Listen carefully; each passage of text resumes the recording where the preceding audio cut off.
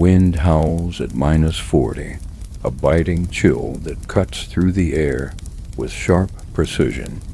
Ice crystals swirl around like microscopic blades, freezing everything they touch.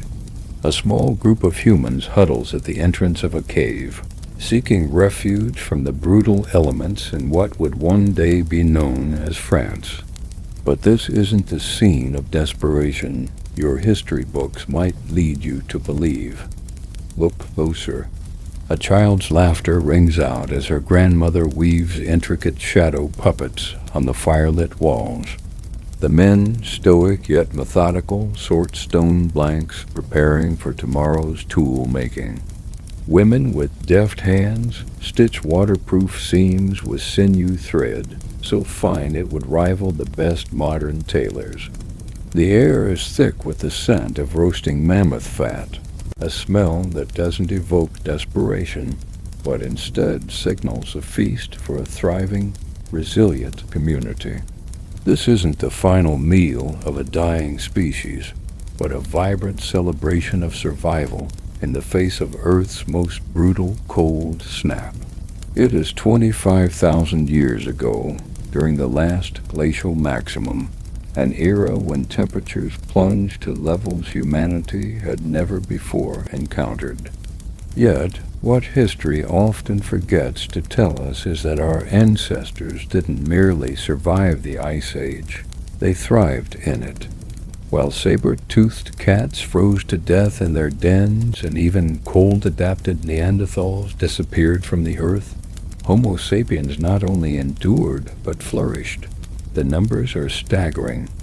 Imagine 2-mile-thick ice sheets crushing everything in their path, stretching from Scandinavia to Scotland.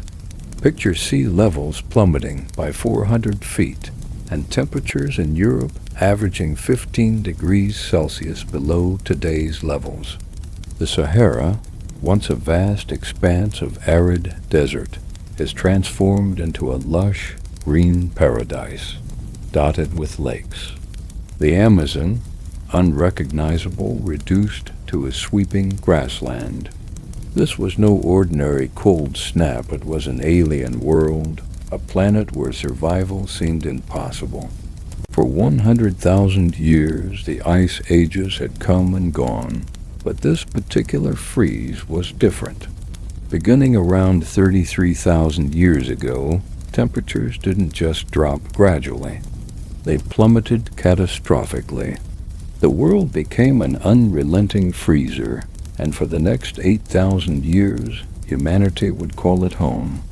In caves across Europe and Asia, archaeologists find irrefutable evidence that these were not the last remnants of a dying people, but the thriving remains of complex, vibrant societies. At Dole Vestige in the Czech Republic, archaeologists unearthed ceramic figurines, pieces of art, created when survival was supposedly the sole focus of humanity's existence. In Russia, they discover homes built from hundreds of mammoth bones, arranged with such architectural precision that they challenge even the most advanced modern builders. The traditional image of the caveman dragging his knuckles through the snow is pure fiction. These were not primitive beings. They were engineers who crafted the world's first weatherproof clothing, artists who painted masterpieces by the flickering light of fire, and traders who moved rare materials across vast distances of frozen wilderness. They were survivors of an apocalypse that lasted longer than all of recorded human history. Yet they didn't just survive, they flourished. At Sinanjar, Russia, archaeologists discover a grave unlike any other. A man, elderly by the standards of his time, lies buried 34,000 years ago. His grave is adorned with 3,000 mammoth ivory beads, each requiring hours to create. His clothing, reconstructed from the intricate bead patterns, would have taken over 2,500 hours to make. This wasn't mere subsistence, it was sophisticated artistry. a testament to the ingenuity of humanity in the face of adversity. The Ice Age didn't just shape the land. It molded humanity itself, our bodies, our minds, and our social structures.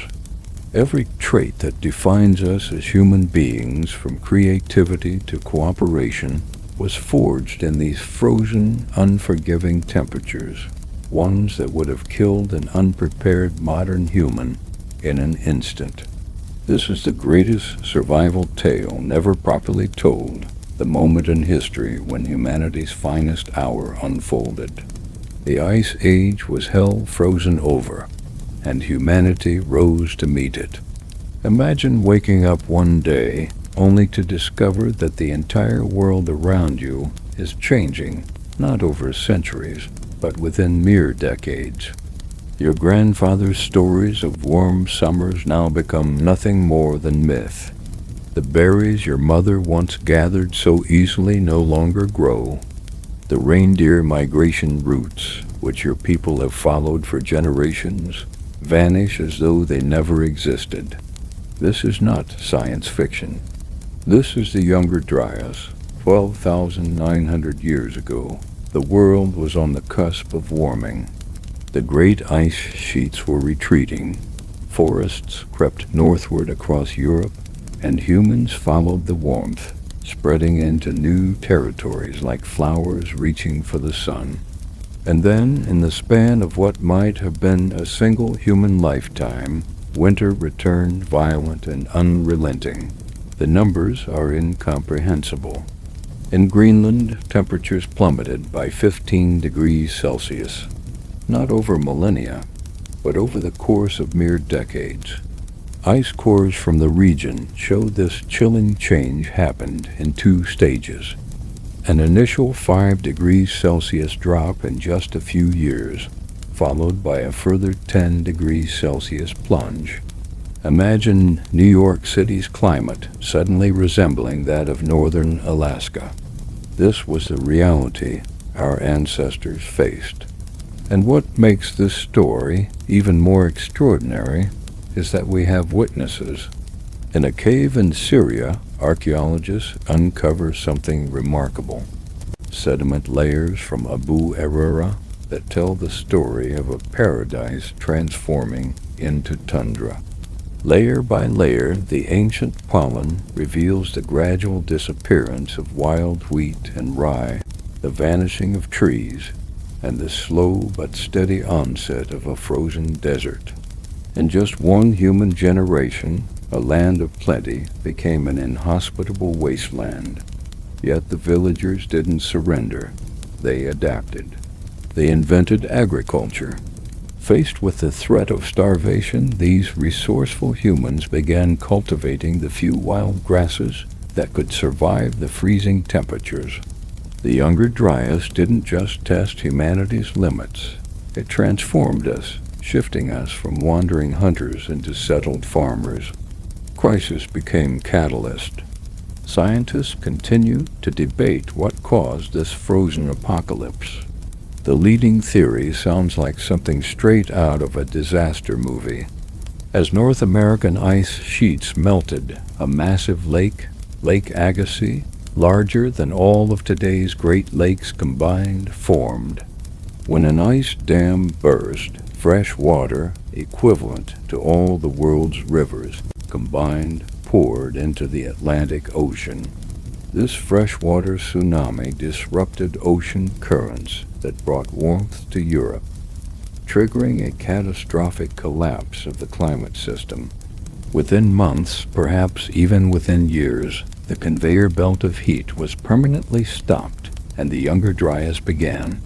It lasted for 1,300 years longer than the time between the fall of Rome and the Renaissance.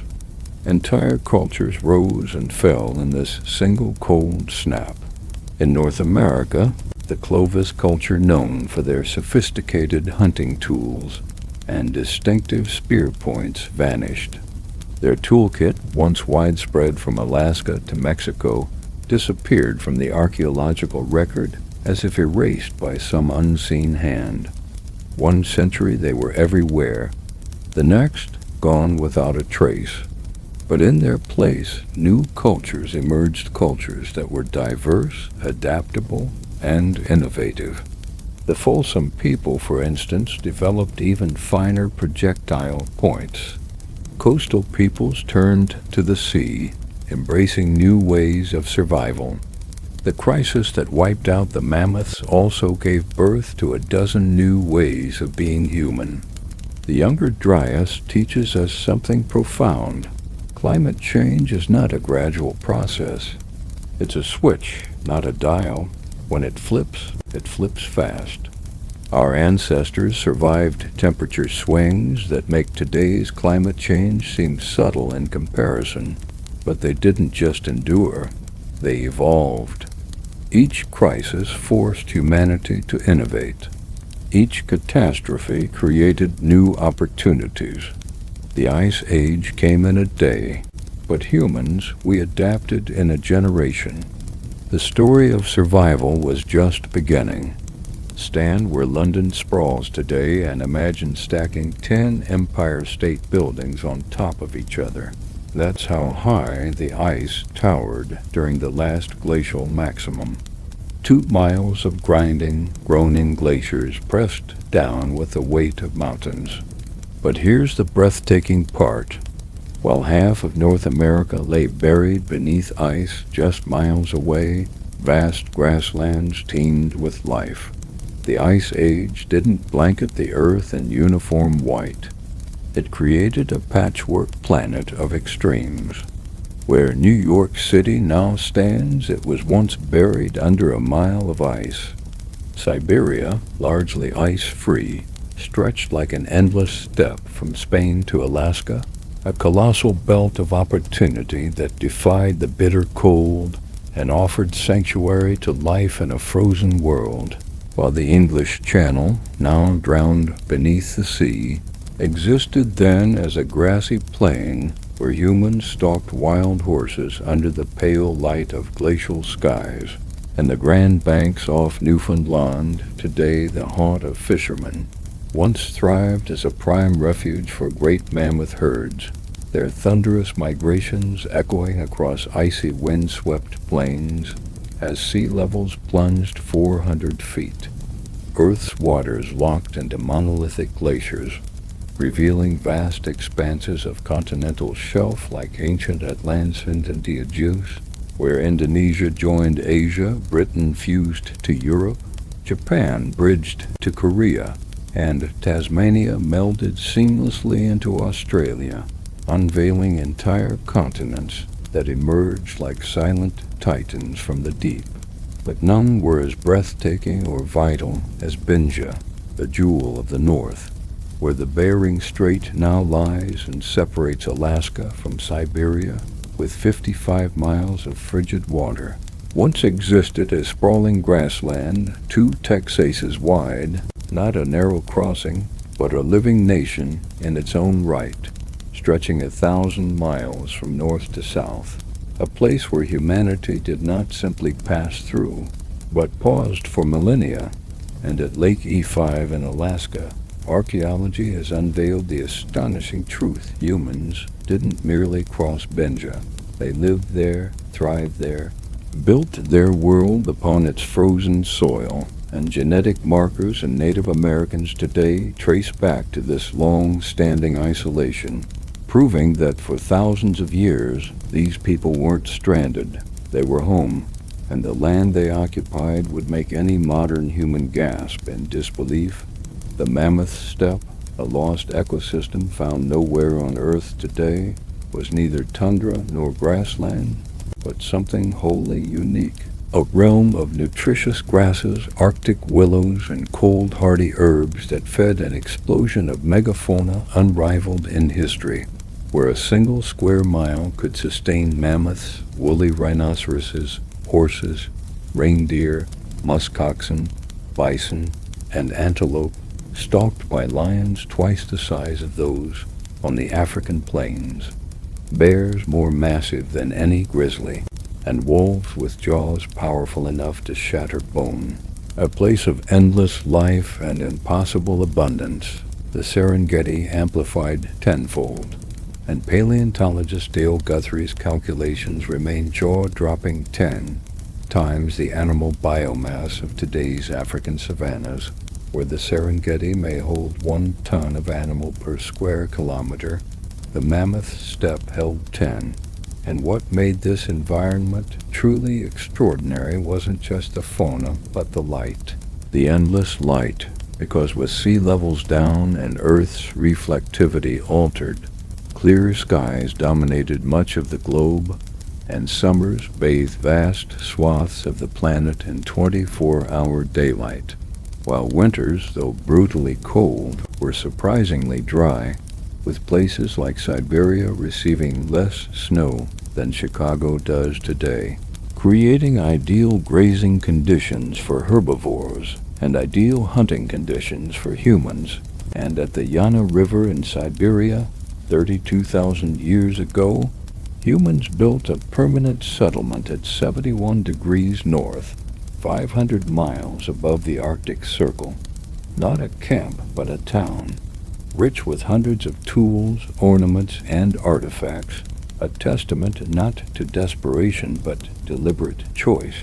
And this reimagined Earth became a nexus of human opportunity, where one could walk from Paris to New York without wetting their feet, where trade routes flowed unbroken from Scotland to Siberia, ferrying not just goods, but ideas, genes, and innovations across continents. And in this boundless world, humans did not merely huddle on the edges, they ruled. And in a shelter near the Black Sea 45,000 years ago, firelight shimmered across the concentrated face of a woman, her hands weathered by time but steady as she held a sliver of bird bone no larger than a matchstick, the eyed needle, 3 inches of polished bone that would decide who lived and who perished. Because before this moment, humans draped themselves in crude hides, functional in temperate climates, but death sentences in the severe cold, as wind sliced through seams and snow crept into gaps. And in -40 temperatures, the unprotected had mere hours to live. But now, the woman threaded a sinew so fine it seemed invisible through the needle's eye, and sewed reindeer hide with such precision that the resulting seam was not only tight, it was waterproof, windproof, life-proof, and what she produced wasn't clothing, it was engineering. For as Dr. Ian Gilligan from the University of Sydney declared, without the needle, humans could not have survived north of the 45th parallel during the Ice Age, an area encompassing half the inhabited world today, and the archaeological record supports this with breathtaking clarity. From Denisova Cave in Siberia, where 50,000-year-old needles emerged like time travelers from the past, each one a vessel of ancestral wisdom, knowledge of which bones worked best, how to shape the eye without cracking it, what angle formed the strongest tip. And by 35,000 years ago, humanity had developed a veritable wardrobe of specialized needles, thick ivory ones from mammoth bones for heavy outer layers, medium swan bone ones for inner garments, ultrafine rabbit bone needles for embroidery and ornamentation. And at the La Priel Mammoth site in Wyoming, archaeologists uncovered 32 needle fragments from at least 13 different animal sources: foxes, hares, birds, even the now extinct American cheetah, evidence not of crude struggle but of couture. And at Sanir in Russia, a man buried 28,000 years ago was dressed in garments adorned with 3 mammoth ivory beads.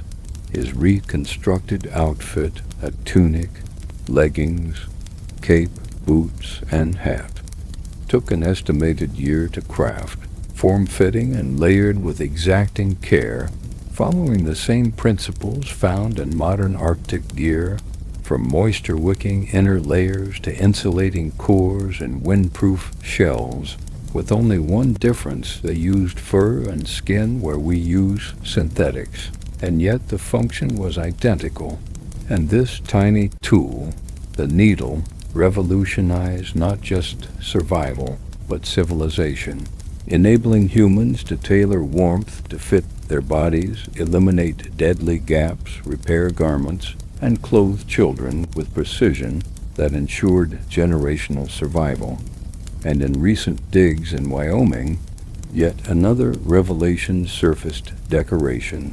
For these ancient needles didn't only bind hides, they crafted identities, adding fur trim, stitching patterns, perhaps even clan symbols. And in a world of fur-clad wanderers, your stitching became your story. And so the woman by the fire completes her work, her needle born from the bone scraps of a hunted bird, her thread drawn from tendon, her garment a masterpiece. And as she layers for the killing, cold, soft birdskin base, downward grain fur tunic, stitched seams sealed with pine, pitch, and charcoal, she transforms from prey into predator, from wanderer into master of her world, embodying the genius of invention that made humanity not only survive the Ice Age, but rule it. The specialized functions of different furs reveal that Ice Age humans understood insulation at a molecular level in ways that rival modern science, selecting reindeer fur for primary winter garments due to its hollow heat-trapping hairs that create dead air spaces, functioning as nature's own fiberglass insulation, allowing a 5-pound reindeer parka to outperform a 20-pound wool equivalent. And for the outermost layer, they chose not wolf or bear, but wolverine fur, a seemingly odd choice until one considers its hydrophobic nature, its ability to repel moisture, and more critically, its resistance to frost accumulation from human breath, as unlike wolf fur that ices over within hours, wolverine remains frost-free even at -50, a fact still honored by today's Arctic explorers, who have yet to find anything superior. And further revelations continue to astonish, as archaeologists analyzing fur remnants preserved in permafrost sites discover signs of selective breeding, indicating Ice Age humans did not merely wear whatever animals they caught, but actively preferred pelts with certain properties, perhaps even managing animal populations to yield better clothing materials.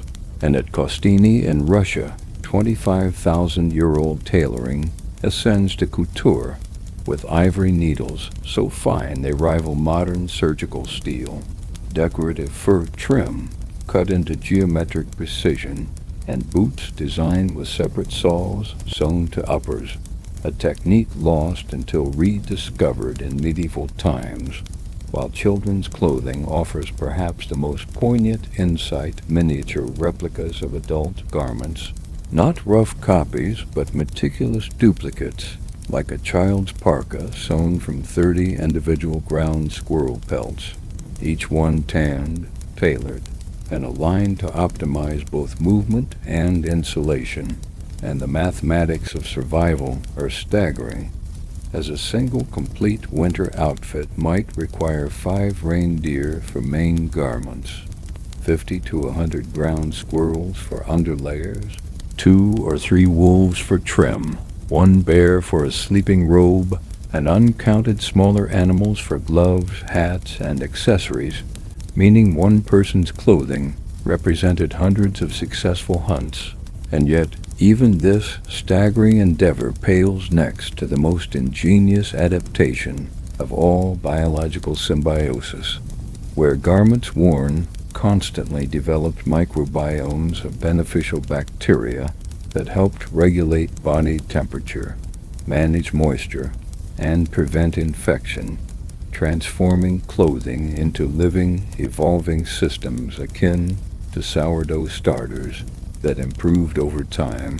And in a world where modern extreme weather gear costs thousands and relies on synthetic fibers, these humans achieved superior results with stone tools and bone needles, crafting apparel that didn't merely insulate, but actively enhanced survival. Garments that lasted years and turned necessity into innovation, stitching each seam with an eye for engineering perfection where the margin of error was death. And thousands of miles away in the Ukrainian soil, a farmer's shovel strikes something hard, assumed to be a rock. But as he clears away the dark earth, a massive yellowed arc emerges, curved like a crescent moon, and larger than any bone should be, a mammoth jaw, sealed in silence for 15 millennia, leading in 1965 to one of the most revolutionary discoveries in prehistory, as archaeologists excavating at Mesorik uncover 4 massive structures not made of wood or stone, but of mammoth bones. Architecture that stuns not merely by its age but by its sophistication, with foundations composed of interlocked skulls, each weighing over 100 pounds, walls stacked with shoulder blades and pelvises like organic shingles, and long bones arched into supports, while tusks driven deep into the frozen ground anchor the entire structure in place. Engineering feats that demand an understanding of load-bearing, wind resistance, and thermal insulation far beyond what was thought possible, as Dr. Olga Soffer calculates that each house used up to 40,000 pounds of bone, gathered and transported in a world devoid of wheels, pulleys, or draft animals. And what truly defies belief is that these were not freshly hunted remains, but carefully selected bones scavenged from natural death sites, some miles distant, sorted by type for specific architectural roles, skulls for foundations, scapulae for walls, femurs for rafters, and at the site of Branishiev, bones are cut with interlocking joints like prehistoric Lincoln logs, while tusks are bent into arcs through controlled heating, a technique requiring fine mastery of temperature. And certain bones show evidence of drilling, lashing, and even surface treatments, while inside, clear divisions emerge, sleeping areas padded with Arctic fox furs, workspaces positioned near light sources, and storage pits carved into permafrost. And at Mizzen, one painted mammoth skull is discovered that, when struck, resonates with distinct pitches, transforming part of the structure into an architectural drum, embedding music within the walls themselves. And the question arises, why bones beyond wood scarcity?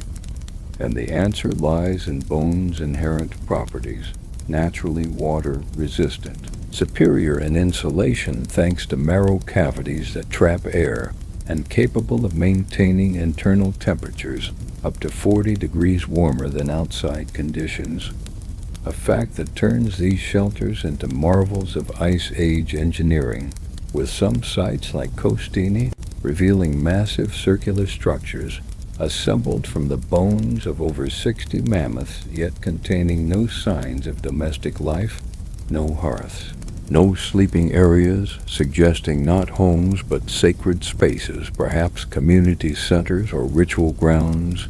And the logistics of such construction are staggering, requiring dozens of people working in harmony, coordinating the sorting, transport, and assembly of bones in sequences so critical that one error could collapse the entire structure. And the longevity of these buildings speaks volumes, as some stood for centuries with evidence of generational rebuilding, indicating a deep cultural inheritance, where each family might add to a legacy shelter over time, embedding tradition into mammoth bone. And the symbolism cannot be overstated. living within the very beasts that symbolized the Ice Age, sleeping beneath their ribs, entering through their jaws, sending a message not just of survival, but dominion. And in the depths of the Cavemen 9 site, archaeologist William Murphy wipes away 23,000 years of sediment to reveal 3 hearths, not just evidence of fire, but of narrative of people anchoring their lives in warmth, light, and structure amidst a world of endless cold and silence, rewriting everything we thought we knew about the ingenuity and resilience of our ancestors. During Earth's deepest freeze, the last glacial maximum, fire was nearly impossible to find. With temperatures plunging to minus 50 degrees Celsius, survival without fire seemed impossible. But this was the mystery that confounded scientists for years, challenging their understanding of human ingenuity. At Cavemen 9, microscopic analysis revealed that these fires were no mere chance occurrences. They were strategic, calculated, and tailored for specific tasks. The large fires were used for communal heating and cooking. The medium ones maintained exact temperatures for crafting tools, and the small fires were dedicated to the most delicate work. These ancient humans understood fire with the precision of modern chemists manipulating reactions. But the key to survival was their innovation in fuel. Wood was scarce in the frozen tundra, with only a few dwarf willows and Arctic birch available. Burning it all would have meant certain death, so they adapted, creating bone fires, fat lamps, and dung furnaces. Each fuel source required distinct techniques, structures, and an extraordinary depth of knowledge. One of the most striking discoveries came from archaeologist Alexander Pryor, who unearthed burned bone fragments at Costini. These bones had reached temperatures over 650 degrees Celsius, a feat unimaginable without forced air prehistoric bellows. The bones weren't tossed on a fire. They were carefully prepared and cooked at specific temperatures, allowing marrow to burn hotter than wood itself. The invention of fat lamps revolutionized fire usage. These lamps, made from hollowed stone, seal blubber, and moss wicks, burned for days without needing to be refueled. They emitted no smoke and provided steady heat and portable light. In the endless darkness of Arctic winters, these lamps weren't just luxuries. They were lifelines. Then came a revelation from Doni Vestici, where ceramic technology was discovered not for pots, but for heating. 26,000 years ago, people had already mastered ceramic elements designed to store and radiate heat.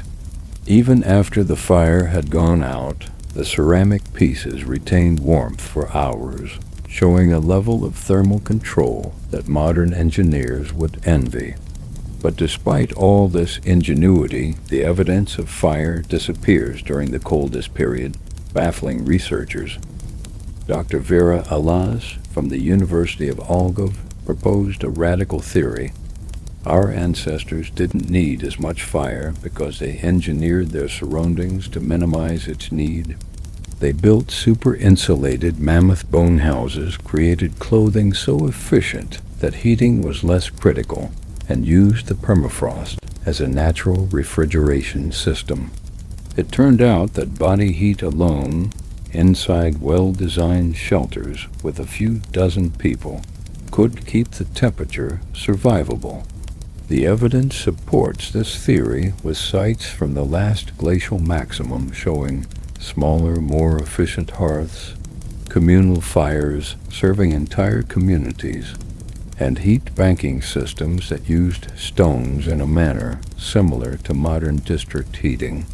But the most ingenious discovery came from Siberia, where fire-cracked rocks arranged in specific patterns revealed a long-lost technique: hot stone cooking. Stones were heated in fires and then dropped into hide-lined pits filled with water. The water boiled, cooking the food without smoke, avoiding attracting predators or enemies. There was no wasted fuel, and the caloric extraction was maximized. Children, from a young age, learned how to make fire. Archaeologists found miniature fire-making kits in children's burial sites. Tiny strikers practiced tinder. They were taught the skills necessary for survival even before they could walk. But perhaps the most profound innovation was psychological. Fire was more than warmth. It was the very essence of community. The hearth became humanity's first social network.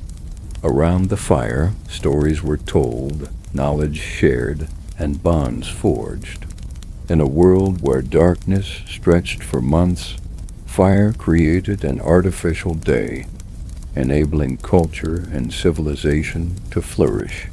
Modern survival experts like Navy SEALs and Arctic researchers marvel at these ancient techniques.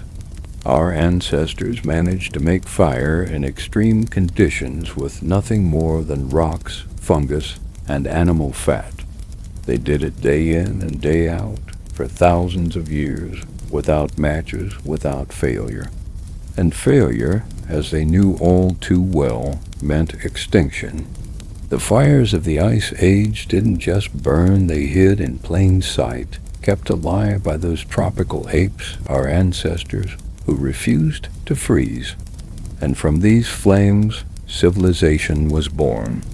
Forget the Hollywood depictions of mammoth hunting, where massive bull mammoths charge across the frozen steppe, chased by fur-clad hunters hurling spears. This image is pure fantasy.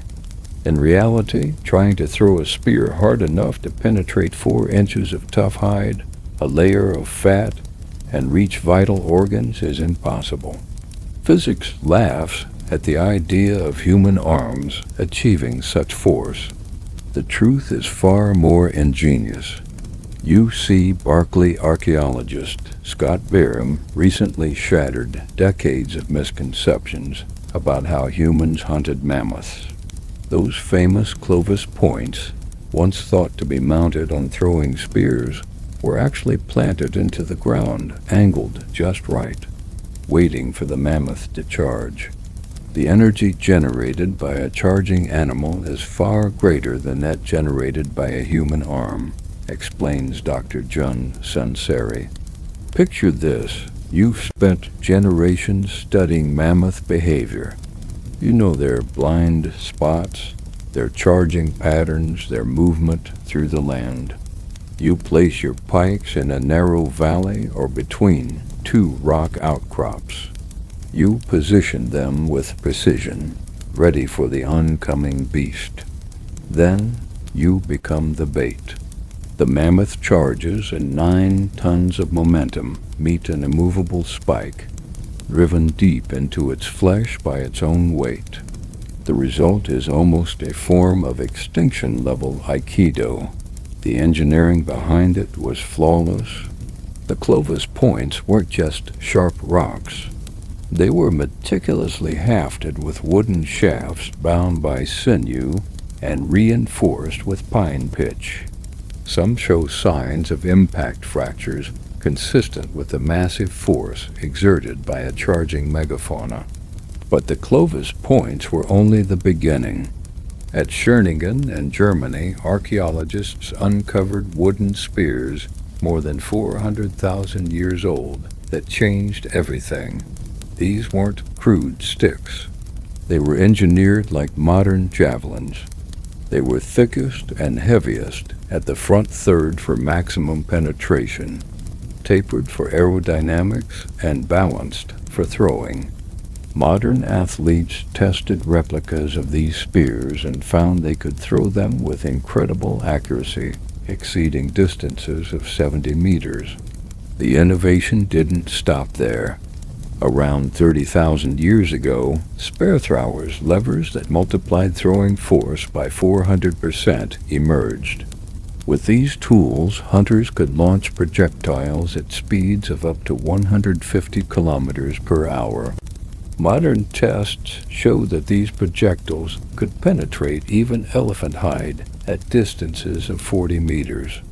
By 20,000 years ago, the bow was invented, not the simple bent stick of cartoons, but a compound construction using horn, sinew, and specially chosen wood.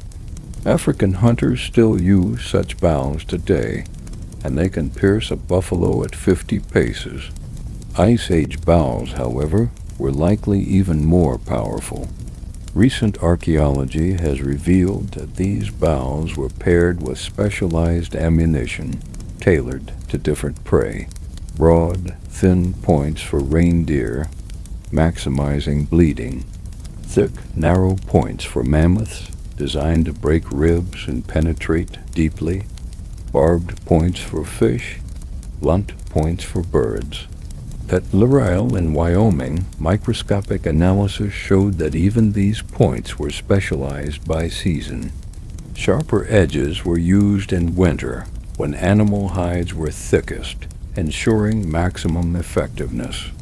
But perhaps the most ingenious of all hunting techniques was the persistence hunt. Humans can't outrun prey, but they can outlast them.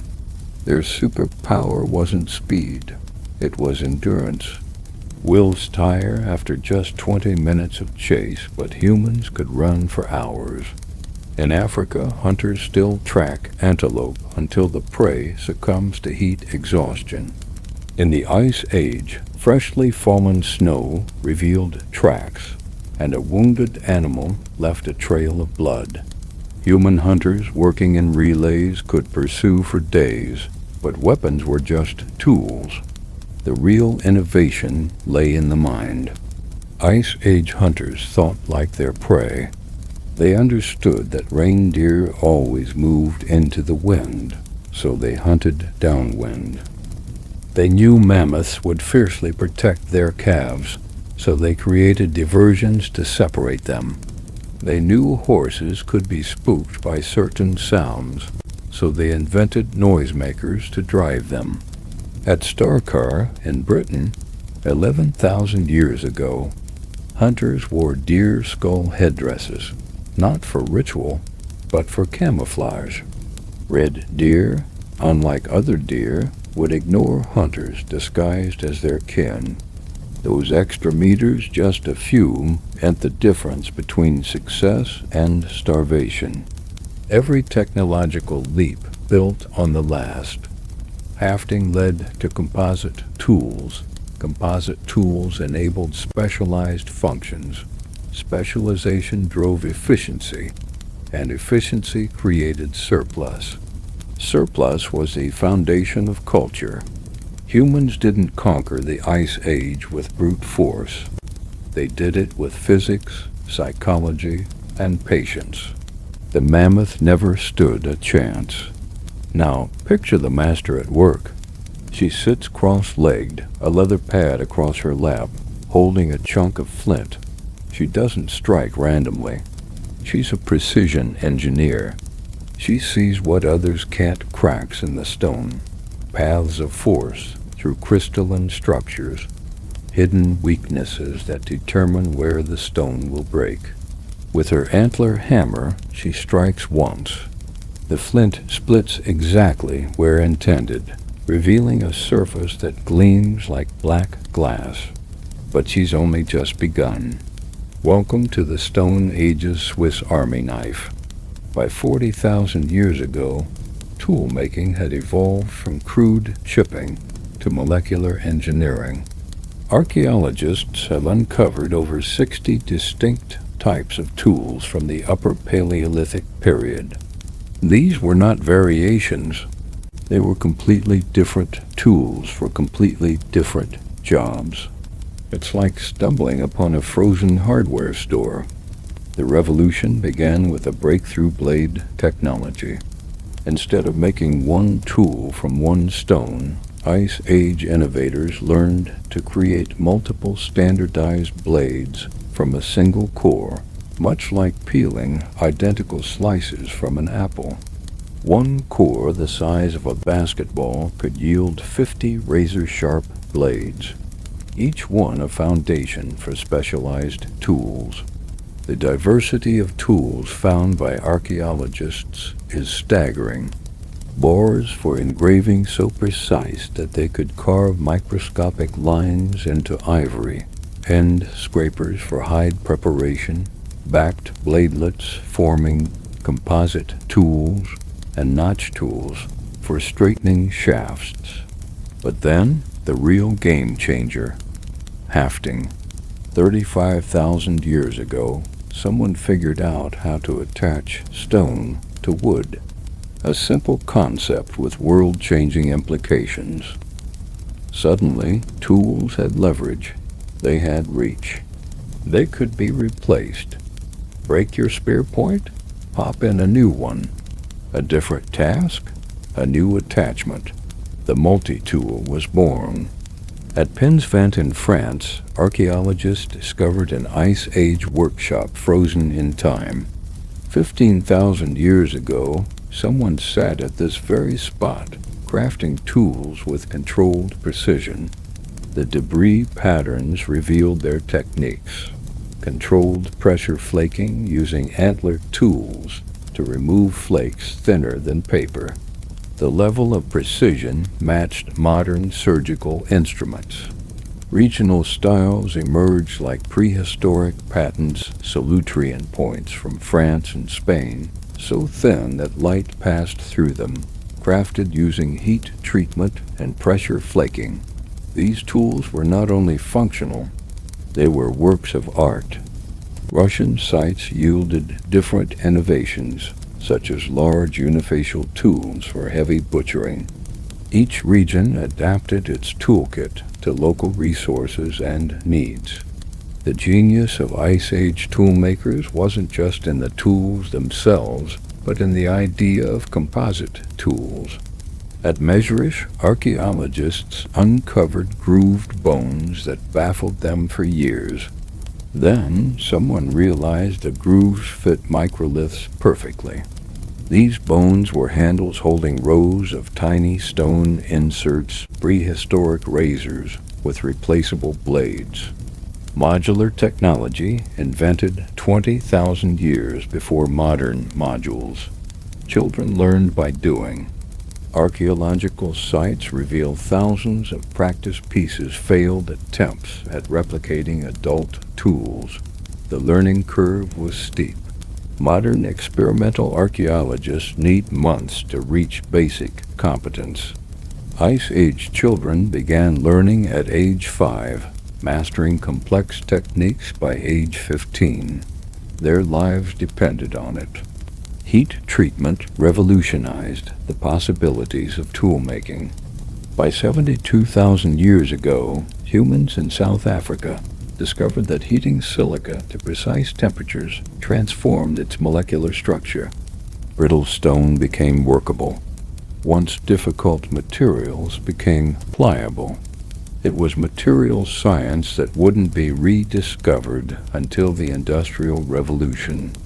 Prehistoric tool caches reveal forward-thinking logistics. At multiple sites, prepared cores and rough tools were buried, acting as supply depots for hunters traveling light.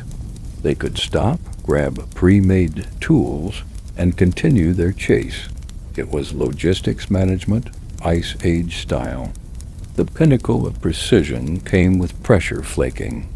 Using antler or bone, craftsmen could remove flakes thinner than the atom. Their control was absolute. They could create serrated edges with teeth smaller than rice grains, notches precise enough to hold sinew threads, and points so sharp they could slice paper, even after 20,000 years. But tools weren't just functional. They were symbols of identity. French Magdalenian points differed from German ones, and Spanish styles were distinct from Russian. In a world of small bands and vast distances, your tools declared where you were from. Modern humans struggle to replicate these techniques with metal tools, but our ancestors did it with rocks, bones, and patience. Every strike required an understanding of physics. Every tool demanded hours of careful work. Every innovation built upon generations of knowledge. They didn't just chip stones. They transformed matter itself, one calculated blow at a time. The Ice Age toolkit wasn't primitive. It was precision incarnate. Now, picture the mammoth. 9 tons of fury charging across the frozen steppe.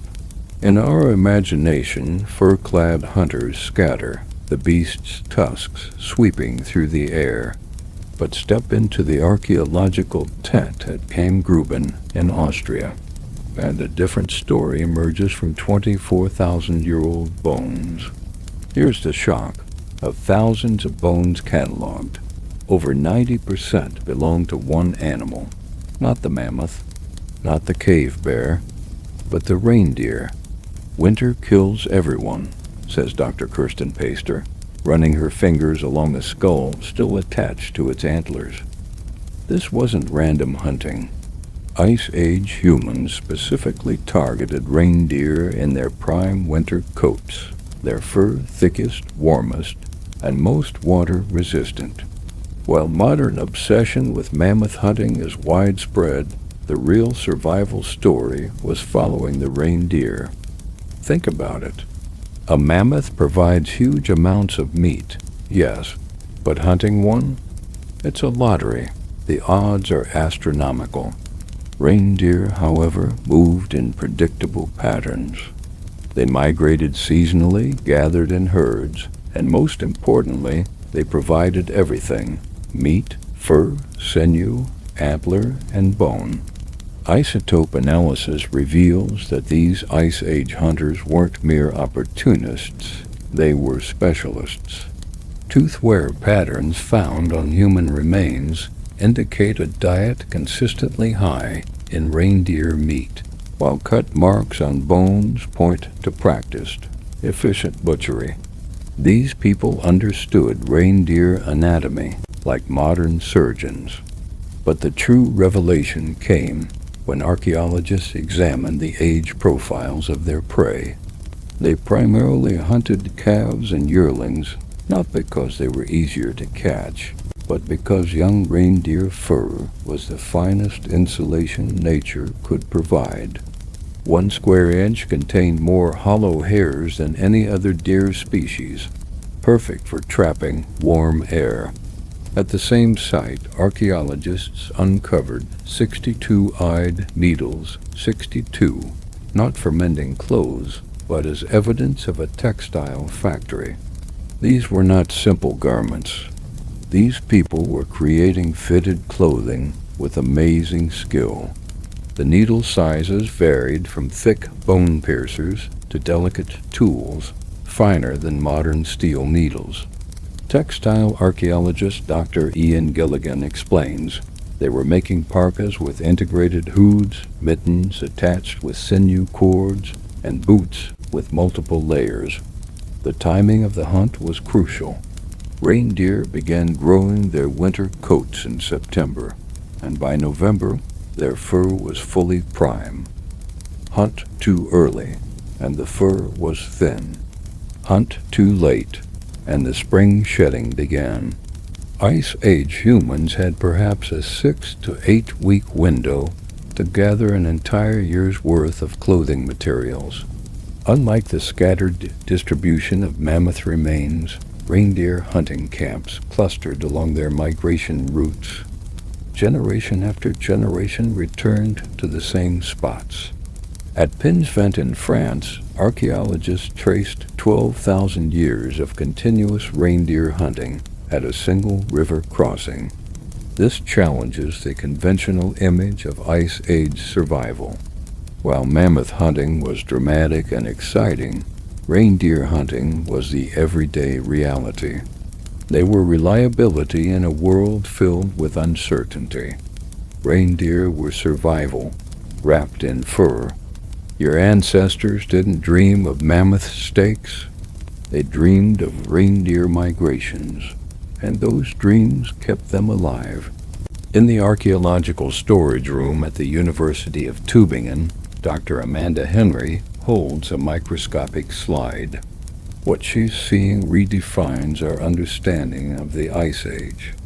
It's not a stone tool or an ancient bone. It's 30,000-year-old dental plaque, and it's full of plants.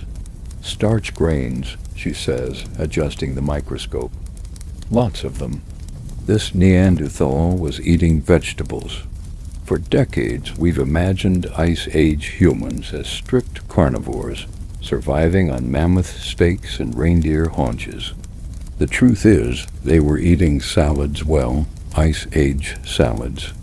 Cattail roots, hawthorn berries, wild carrots, and dozens of other plants were just beginning to be identified. The evidence comes from an unexpected source, fossilized plaque on ancient teeth. This biological garbage turns out to be a time capsule. By using new extraction techniques, researchers can identify plant cells, starch grains, even pollen trapped in prehistoric dental tartar. This changes everything, says Henry. These people had an encyclopedic knowledge of plants. At Dolní Věstonice in the Czech Republic, the evidence is even more dramatic. Here, 30,000 years ago, someone built what can only be called a processing facility. Grinding stones, some weighing up to 50 pounds, show polish from thousands of hours of use. Microscopic analysis reveals that these weren't used for grinding pigments or minerals. They were processing plants. The wear patterns tell a specific story: circular motions for seeds, back and forth grinding for roots, different stones for different plants. This wasn't casual food preparation. It was systematic processing on an industrial scale. Why? The answer lies in human biology.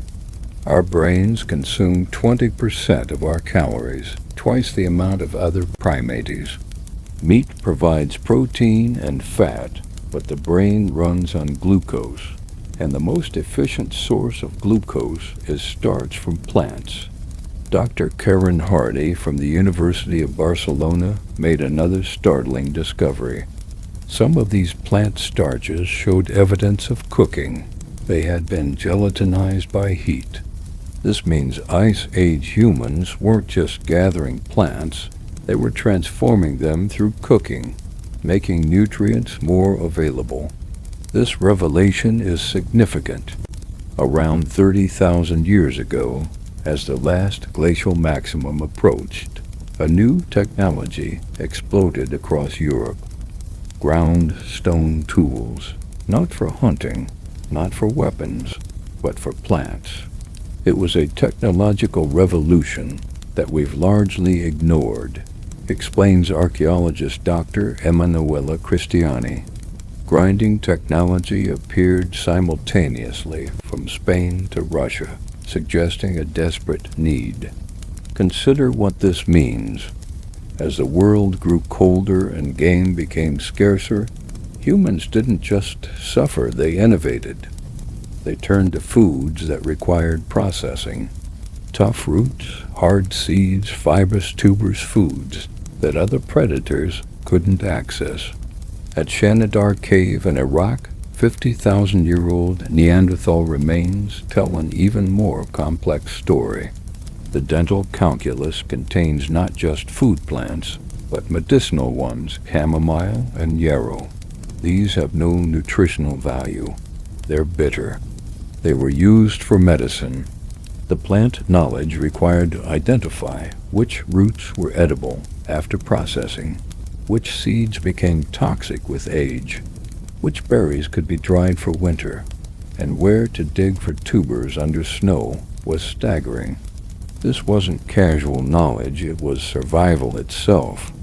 And here's the uncomfortable truth. Our ancestors' plant knowledge puts us to shame. They knew hundreds of species. Modern hunter-gatherers still do. The Hadza of Tanzania use over 300 plant species. Ice Age Europeans likely knew as many.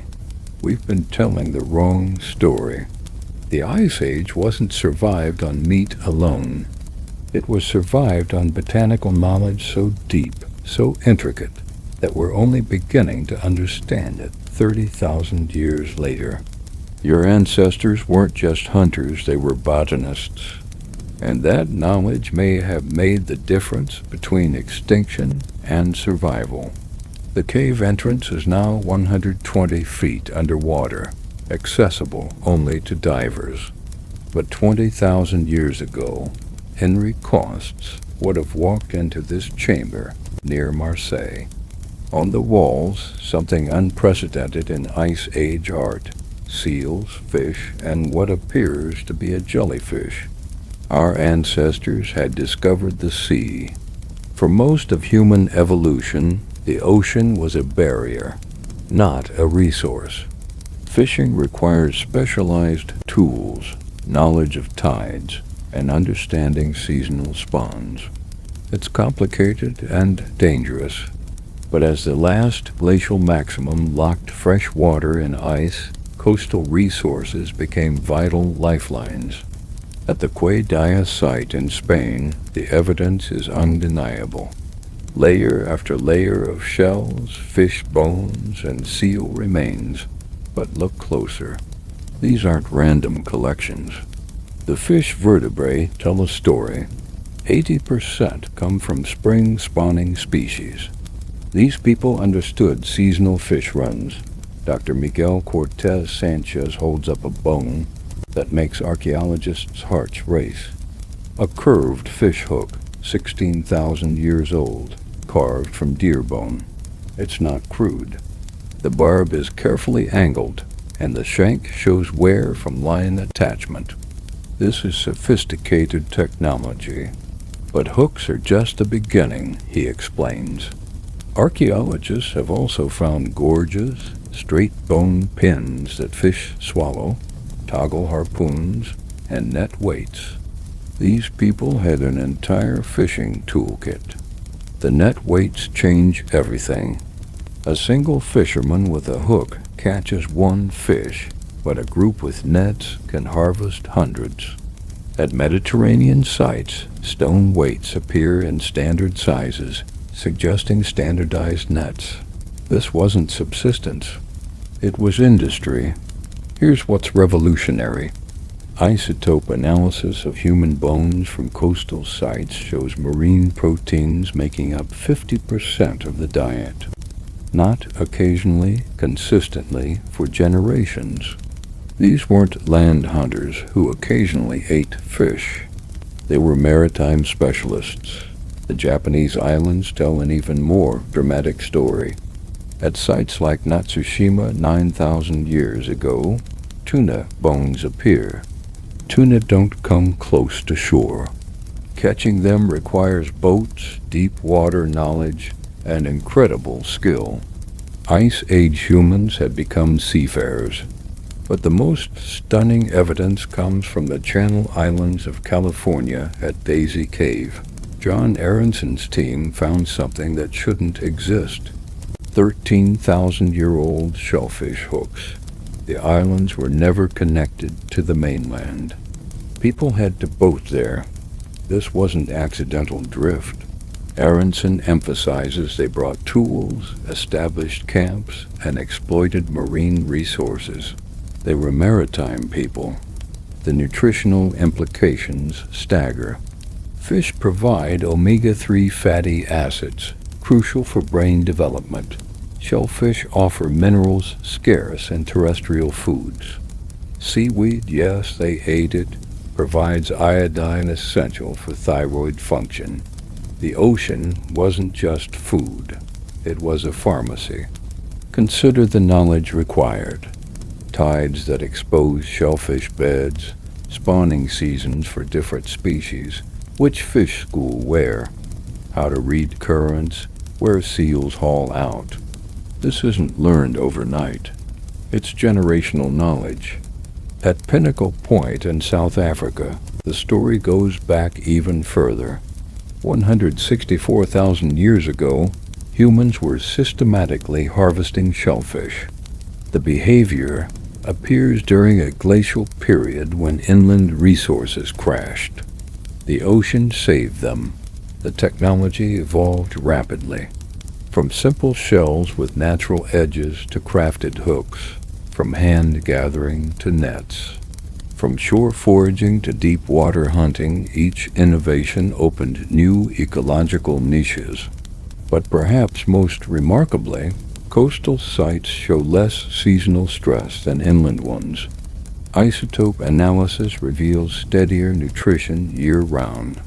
While inland hunters faced feast or famine cycles, coastal peoples had the ocean's buffet. The dive at Costco Cave revealed one final detail.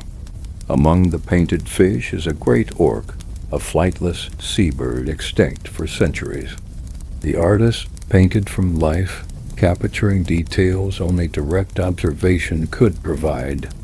Ice Age humans didn't just discover the sea, they mastered it. And in mastering it, they found a resource that would sustain humanity through the harshest conditions Earth could offer. Your ancestors weren't just hunters and gatherers, they were fishermen. And that third revolution may have been the most important of all. The footprints in Wonder Lakes, Australia, tell a 20,000-year-old story. A group walking together, adults, teenagers, children. One set of prints shows someone running, probably chasing prey. Another walks with a limp, helped by someone beside them. This wasn't just a hunting party. This was a family. In a world where temperatures could kill in hours, where predators hunted in packs, where a broken ankle meant death, humans discovered the ultimate survival technology, each other. The basic unit wasn't the individual, explains anthropologist Dr. Polly Wisner. It was the band. 25 to 30 people bound by kinship and trust. Lose your band, lose your life. Modern hunter-gatherers give us windows into this world. The Yuani of the Kalahari still live in bands remarkably similar to our Ice Age ancestors. No chiefs, no formal leaders, decisions through discussion, power through persuasion, not force. But how does a group function without hierarchy? The answer challenges everything modern humans assume about organization. Ice Age bands operated on principles so effective they sustained humanity for 95% of our existence. First principle, radical sharing. At the Pensan site in France, archaeologists mapped exactly where reindeer carcasses were butchered 12,000 years ago. The distribution pattern is telling. Meat spread evenly across all hearths. No family hoarded. Everyone ate or no one did. This wasn't communist ideology. It was survival mathematics. A single hunter's success was random. Share today, eat tomorrow when your hunt fails. The math is brutal. In the Arctic, a lone hunter has a 1 in 20 chance of daily success. A band sharing has 19 in 20. Second principle, flexible leadership. Among the Netsilik Inuit studied before modernization, leadership shifted with context. Best tracker leads the hunt. Best seamstress organizes clothing production. Elder with geographic memory guides. Migration. Authority was situational, not permanent. This is sophisticated political organization, notes Dr. Christopher Bowe. It requires suppressing ego for group benefit. Very few modern humans can do this. The archaeological evidence supports this. Burial sites from the Gravitian period show remarkably equal treatment. No king's tombs, no wealth disparities. A child buried at soon under 28,000 years ago wears 5,000 ivory beads, but so do the adults. Status came from age and skill, not inheritance. Third principle, conflict resolution without violence. Modern forger bands show us how. Mockery for selfishness, storytelling that subtly criticizes, group pressure through silence. If these fail the ultimate sanction, the band splits. Richard Lee documented this social velocity among the Yu Huanxi. Bands regularly fish over conflicts, then rejoin when tempers cool. The archaeological record shows similar patterns. Sites occupied, abandoned, reoccupied in cycles, suggesting social rather than resource dynamics. But here's what's remarkable. Band society included everyone. At Shanidar Cave, a Neanderthal survived multiple injuries that left him partially blind, missing one arm and limping. He lived for years after these injuries. Someone fed him, someone protected him. The band carried him. At Cap's Cave in Israel, a child with severe developmental disabilities was buried with elaborate care 100,000 years ago. Red ochre shells, deer antlers, the same treatment as anyone else. These weren't societies that abandoned the weak. They incorporated them. The emotional technology was as crucial as the physical. Laughter around fires, songs that bound groups, stories that encoded survival information, teasing that prevented dominance, grief rituals that processed loss. Without these, bands fragmented. We think of emotional intelligence as modern, says Dr. Sarah Harui, but Ice Age survival required reading micro-expressions, managing jealousy, building trust.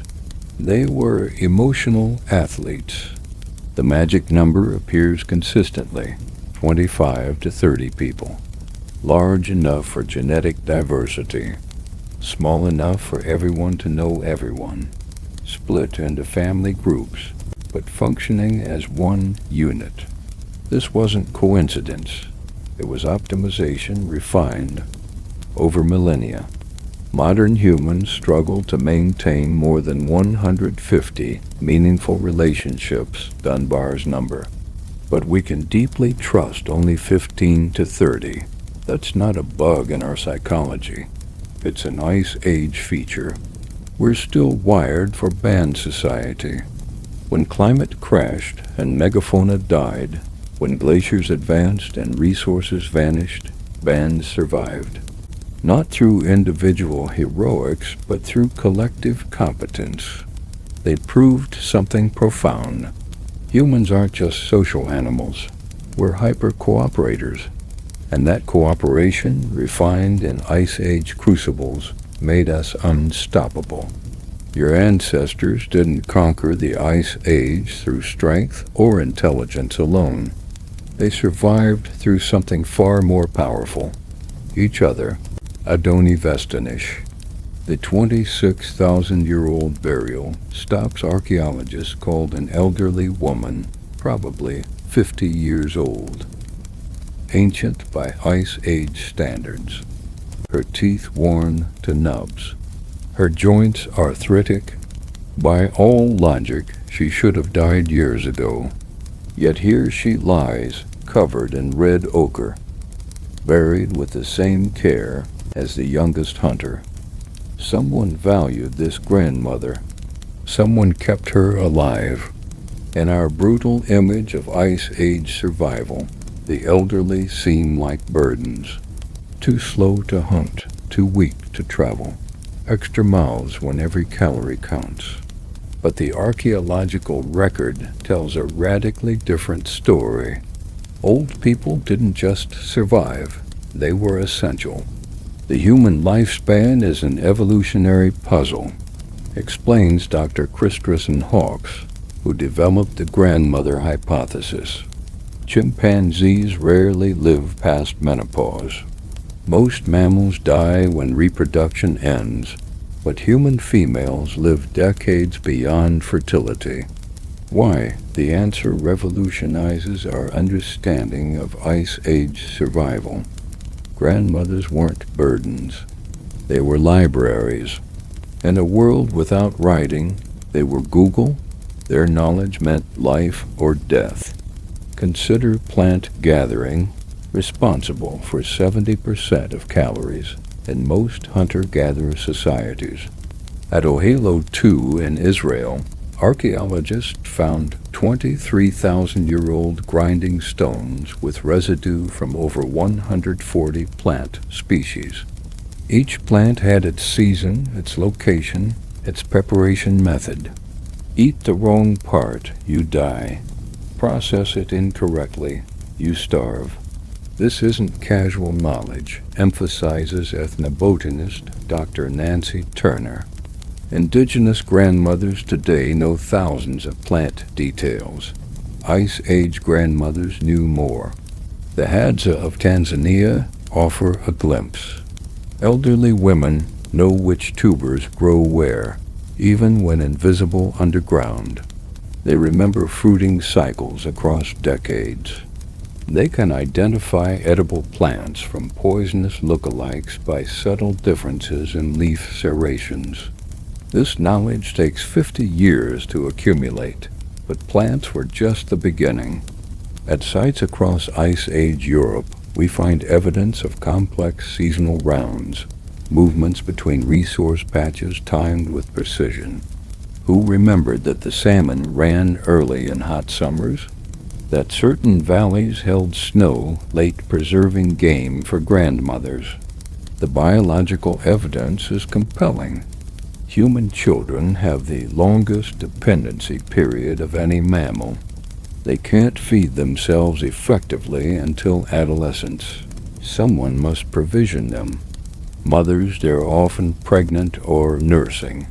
Fathers, they're hunting. Who fills the gap? Grandmothers. Studies of modern hunter-gatherers prove this.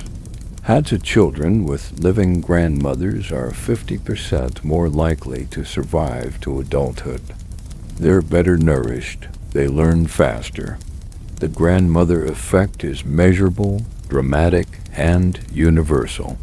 At Sunhir in Russia, genetic analysis of 34,000-year-old burials revealed something unexpected. The elderly woman buried there wasn't related to the children nearby. She was caring for children who weren't her biological grandchildren. Allopranting, cooperative child-rearing extended beyond genetic lines. This is uniquely human, notes Dr. Sarah Harure. No other primate does this. Ice Age survival required networks of care beyond the nuclear family. The knowledge transfer was staggering. Medicine comes from grandmothers.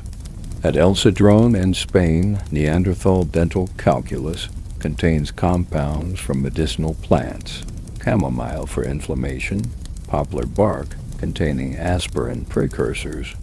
This pharmaceutical knowledge was transmitted across generations, craft knowledge too. The oldest-eyed needles cluster at sites with multiple generations present. Venus figurines, those mysterious female sculptures, often depict elderly women.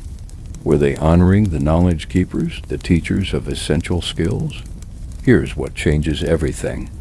Modeling ancestral populations shows that groups with post-reproductive females had massive advantages. They could support more children, transmit more cultural knowledge, survive resource crashes. Grandmothers weren't just helpful. They were evolutionary drivers. The emotional technology matters, too. Grandmothers in forager societies are the conflict resolvers, the matchmakers, the storytellers who encode survival information in memorable narratives. They're the social glue when bands threaten to fragment. At Shanidar Cave, the famous flower burial might tell this story. The elderly individual was buried with medicinal plants, a healer, a knowledge keeper, someone valued not for strength, but for wisdom. The math is inescapable. Ice Age bands that supported elderly women had more surviving grandchildren. Those grandchildren carried genes for longevity. The cycle reinforced itself. Grandmothers created the conditions for their own evolution. This challenges our youth-obsessed culture's assumptions. In the harshest conditions humans ever faced, age wasn't weakness, it was wealth. Not physical wealth, but something more valuable. Knowledge that meant survival. Your existence proves this. You're here because Ice Age bands valued their grandmothers. Because someone 30,000 years ago decided that keeping an arthritic elder alive was worth the calories. That decision echoes through time. The Ice Age wasn't survived by the young and strong alone. It was survived by communities wise enough to value experience over strength, knowledge over youth, wisdom over vigor. Grandmothers didn't just help our ancestors survive the Ice Age.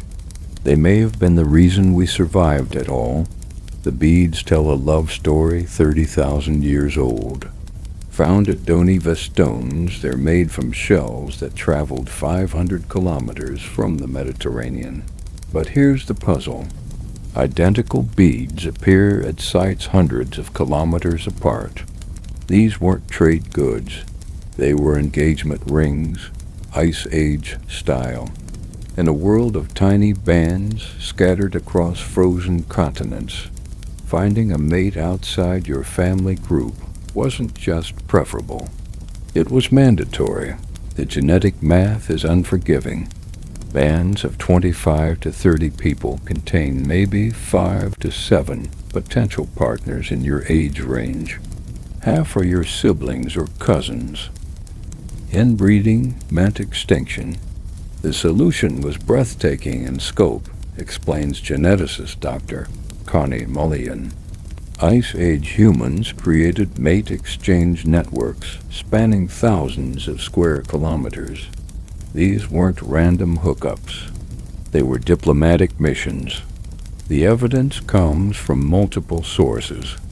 Strontium isotope analysis of teeth reveals where people grew up versus where they died.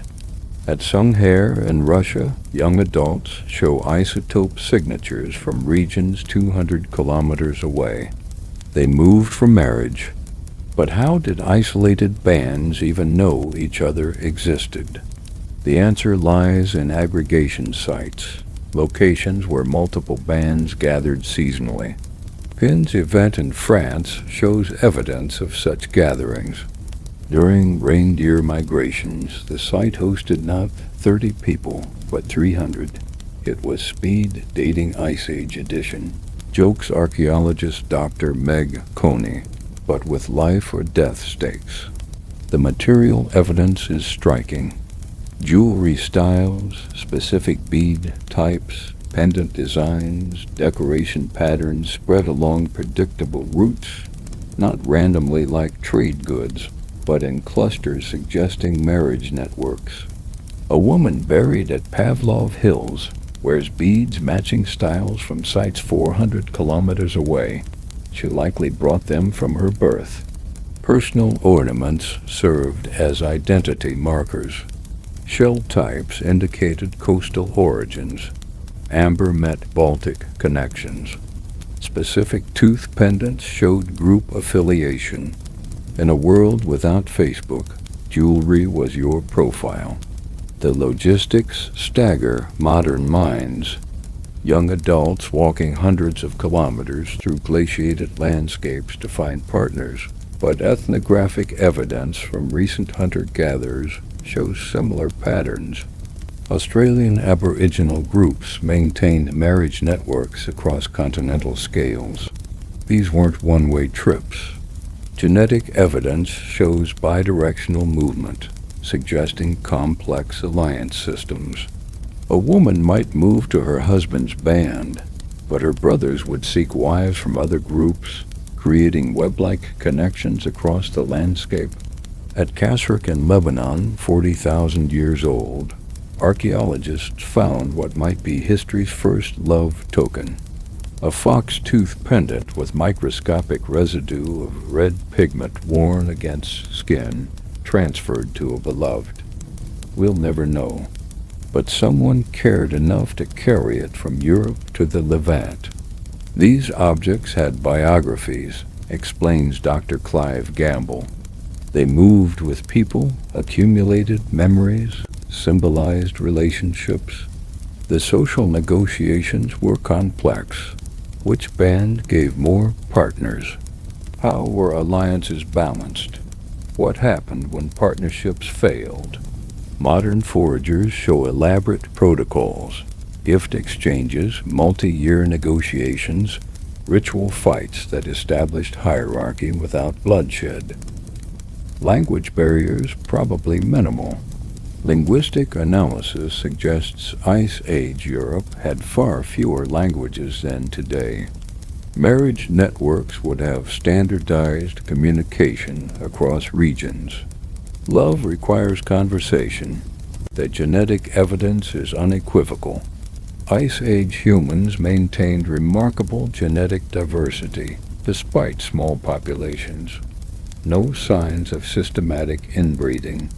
Mitochondrial DNA shows female movement patterns. Y chromosome data reveals male migrations. Both sexes traveled for love. But perhaps most remarkably, these networks survived catastrophes. During the last glacial maximum, when populations crashed and bands scattered, marriage networks endured. Ornament styles continued spreading. Genetic diversity maintained. Love found a way. At Almerin Cave in Spain, Red Lady tells one such story. Buried 19,000 years ago, she wore ornaments from multiple regions. Isotope analysis shows she grew up elsewhere. Someone loved her enough to carry her body to a special place, cover her in precious ochre, surround her with flowers. These networks did more than prevent inbreeding. They spread innovations, new tool techniques, hunting strategies, survival knowledge. They created safety nets. If your band's territory failed, marriage ties meant refuge elsewhere. They built peace. It's hard to fight your in-laws. We think of romance as modern, reflects Dr. Penny Spikins. But Ice Age humans loved, courted, negotiated marriages, suffered heartbreak. Their emotional lives were as complex as ours. The beads at Doni Vestonici contained DNA traces. Multiple individuals handled them. Gifts passed between lovers. Family heirlooms carried to new homes. Each bead a story we'll never fully know, but we know this. In the coldest period of human existence, when survival seemed impossible, love wasn't a luxury. It was a technology. The drive to find partners beyond your birth group created networks that spanned continents. These networks carried more than genes. They carried knowledge, innovation, and hope. Your ancestors didn't just survive the Ice Age through tools and fire. They survived through connections that transcended distance, danger, and even death. They survived through love. And 30,000 years later, those ancient networks echo in every marriage that crosses boundaries, every relationship that bridges differences, every love that connects distant worlds. Picture this. You're standing on a vast grassland that stretches beyond the horizon. To the west, Siberia. To the east, Alaska. But you're not on either continent. You're standing on a ghost land that no longer exists. Welcome to Beringia, the lost world that connected Asia to America. For 5,000 years, this wasn't just a bridge people crossed. It was home. The numbers are staggering. When sea levels dropped 400 feet during the last glacial maximum, Beringia emerged as a land mass twice the size of Texas. That's not a narrow ice corridor. It's an entire subcontinent complete with its own ecosystems, its own weather patterns, and its own human cultures. Dr. John Hoffuker calls it the center of the world for Ice Age humans. And he's not exaggerating. Here's what blows archaeologists' minds. People didn't rush across Beringia to reach America. They stopped. They stayed. They thrived. For thousands of years, humans lived on this land bridge, developing their own distinct culture. The genetic evidence is crystal clear. A population bottleneck shows humans were isolated here between 25,000 and 20,000 years ago. But what was life like on Beringia? Forget the image of a frozen wasteland. Fossil evidence reveals a mammoth steppe, vast grasslands dotted with Arctic willows and grasses supporting huge herds of mammoth, bison, horses, and reindeer. The landscape looked more like modern Mongolia than the Arctic Ocean that covers it today. These Beringians weren't struggling to survive. They were adapting, innovating, and waiting. Waiting for what? For the ice sheets blocking their path to melt. You see, even when the land bridge existed, two massive ice sheets, the Laurentide and Cordler, blocked the route south into the Americas. Beringia became a refuge, a waiting room at the gates of a new world. The people developed technologies perfectly suited to this unique environment: specialized hunting tools, improved cold weather clothing, and possibly even new social structures. Then around 16,500 years ago, something changed. The ice began to retreat. Coastal routes opened. River valleys became passable. The descendants of those patient Beringians began moving south, carrying with them technologies and knowledge accumulated over millennia. Within just 2,000 years, humans had spread from Alaska to the tip of South America, one of the fastest colonizations in human history. But it wasn't random wandering. These were the descendants of people who had spent 5,000 years perfecting survival in Earth's harshest environments. Today, Beringia lies beneath the Bering and Chukchi seas, but its legacy lives on in the DNA of every indigenous American, in archaeological sites from Montana to Chile, and in the profound truth it teaches us. Sometimes the greatest journeys require the patience to stop and wait. The bridge at the end of the world wasn't just a pathway. It was a crucible that forged the Americans.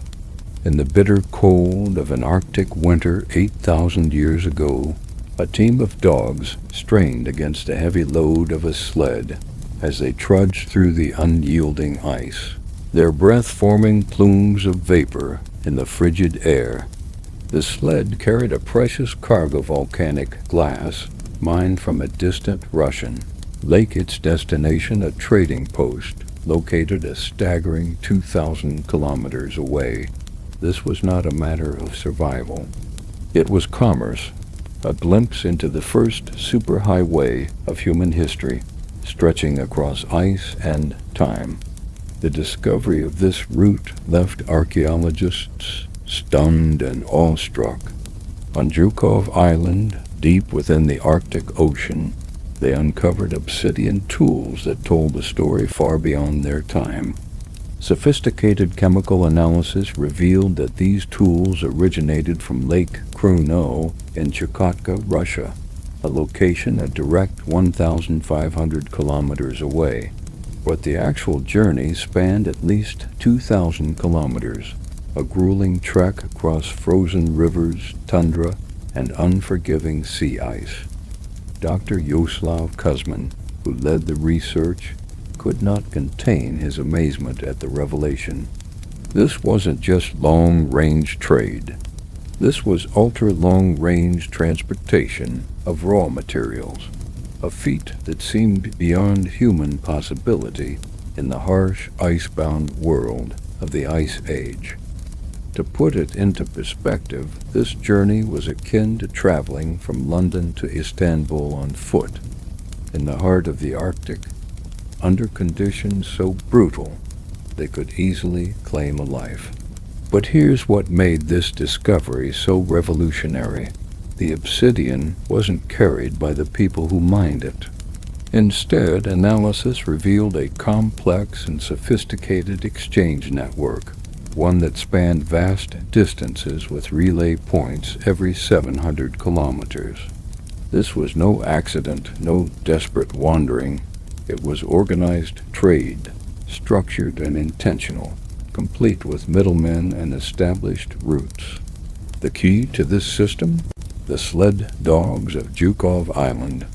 Archaeologists found the remains of these animals, revealing some of the earliest evidence of dog domestication for transportation. These were not household pets or hunting companions. They were engines of commerce, capable of pulling massive loads across distances that would have been impossible for humans alone. Vladimir Patulko, who excavated the site at Zhukov, painted a vivid picture of this ancient world. He described a time when, as winter began to recede and the days grew longer in March and April, dog sled teams would have connected far-flung settlements, their routes stretching across thousands of kilometers of frozen land. But the question lingered: why obsidian? Why risk everything to transport this volcanic glass across such vast distances? The answer lies in the blade's obsidian fractures in such a way that its edges are sharper than even modern surgical steel. In a world without metal, obsidian was the ultimate cutting tool, the equivalent of uranium in the Stone Age, a resource so precious that it justified the perilous journeys across treacherous terrain. The trade network uncovered in the Arctic revealed something profound about Ice Age humans. These were not isolated, desperate bands struggling for survival. These were connected communities, linked by information, resources, and innovations that spanned continents. When a new napping technique for obsidian was developed at Lake Krano, word spread to the Arctic. When the climate shifted in Siberia, the news traveled all the way to Alaska. This network, the ancient Obsidian Road, operated long before the famous Silk Road, connecting the Pacific to the Arctic Ocean. It created trade hubs, prehistoric shopping centers where furs, amber, shells, and tools were exchanged. Most remarkably, this network survived one of the most brutal cold snaps in history, the Younger Dryas, that struck 12,900 years ago. While other cultures collapsed, the Arctic traders adapted and endured. Their dog sleds kept running, their obsidian continued to flow, and their trade connections remained strong. Today, as climate change causes the permafrost to melt, more of these ancient roots are being revealed, each discovery adding another piece to the puzzle of Ice Age globalization, a world where distance meant little to people armed with dogs, determination, and volcanic glass. As the ice sheets advanced like frozen tsunamis crushing everything in their path, mile-high glaciers bulldozed forests, filled valleys, and transformed fertile lands into barren wastelands of ice. Yet even in this inhospitable world, life found a way to survive. In isolated pockets across Europe, small groups of humans found sanctuary in ice-free islands in the midst of a frozen sea. These refugia, as they are known, didn't just save humanity, they shaped the course of our development. Dr. Clive Finals, studying the caves of Gibraltar, made a startling discovery. While much of northern Europe lay buried beneath ice, the southern tip of Iberia bloomed with life, a Mediterranean Garden of Eden, and a world turned to frozen hell. The evidence of this survival is etched into our very DNA. Modern Europeans carry genetic markers that trace back to three primary refugia: Iberia, the Italian peninsula, and the Balkans. Each of these refugia developed its own genetic signature, its own cultural innovations, and its own strategies for survival. But these were not places of luxury or comfort. Imagine the entire human population of Europe, around 30,000 people, packed into a handful of scattered pockets. This was the genetic bottleneck revealed by modern DNA analysis, a terrifying moment when humanity in Europe teetered on the brink of extinction. In the Cantabrian mountains of Iberia, humans sought shelter in caves that would become their generational homes. At El Castillo and Altamira, they didn't just survive, they created some of the greatest art the world has ever seen. The famous cave paintings, far from being mere decorations, were the Netflix of the Ice Age, telling stories of survival and passing down essential knowledge to future generations. Meanwhile, in the Italian refuge, centered around the Po Valley, humans developed unique adaptations to their environment. Archaeological sites like Grotta Pagliacci reveal a diet consisting mainly of small game rabbits, birds, and snails, an ingenious adaptation to a world where the mammoth was no longer available. In these times, you had to make do with what you could find, and these people excelled at exploiting every available resource, a skill that would prove invaluable when the ice eventually retreated. The Balkans, another of the refugia, tells yet another story.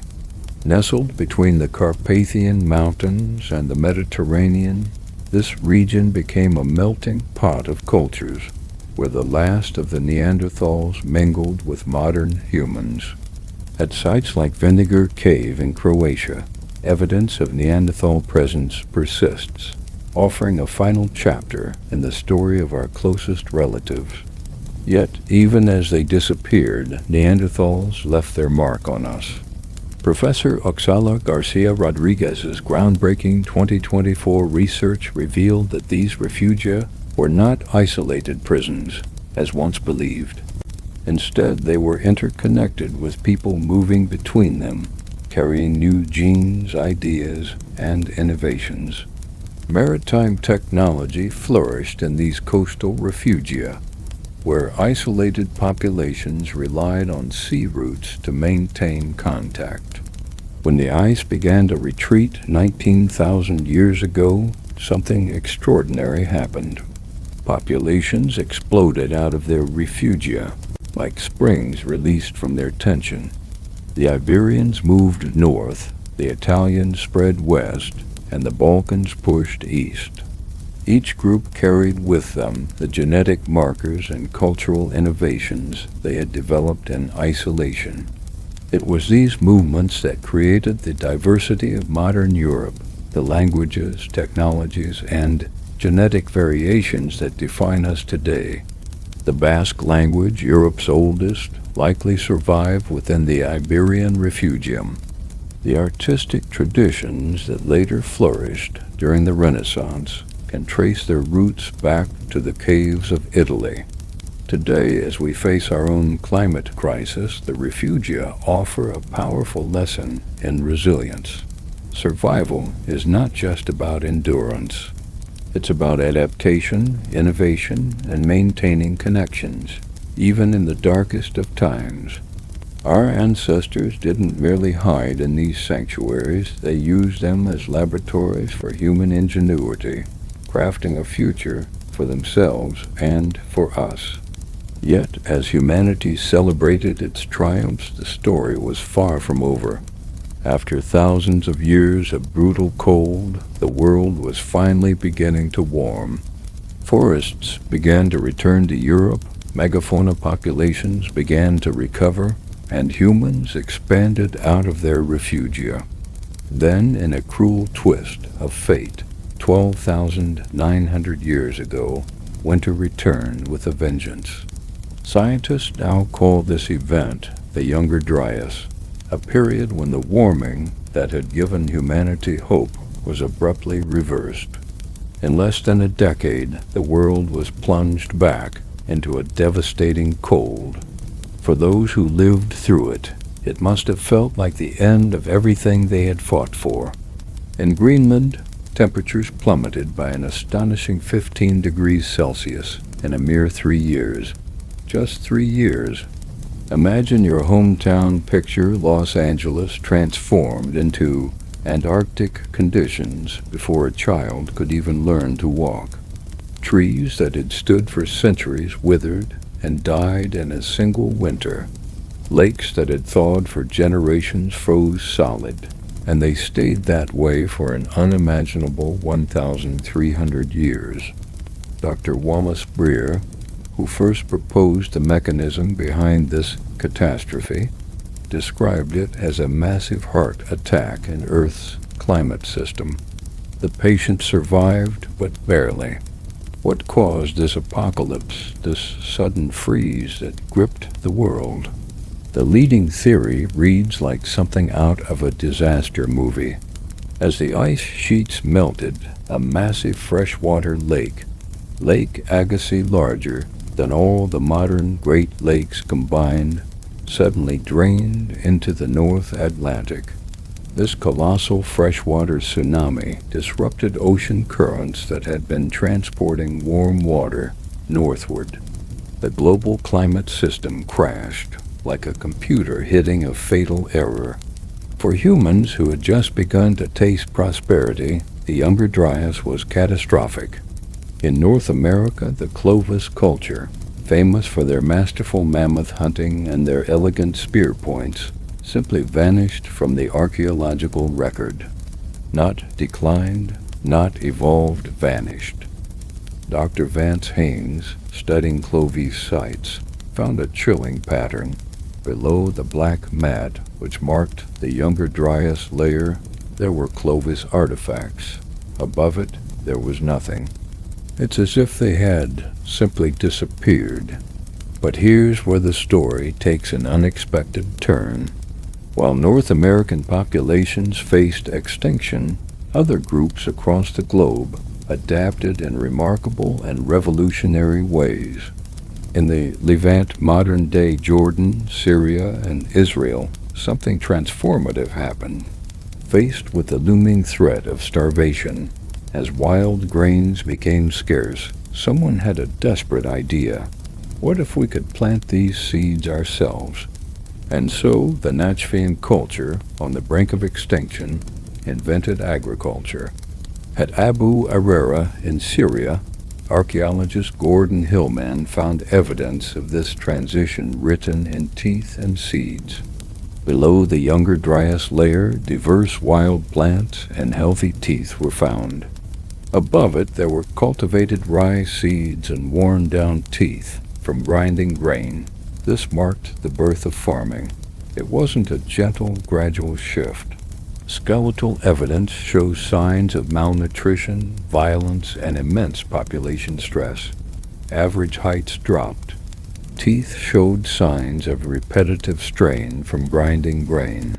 But despite all this, they survived.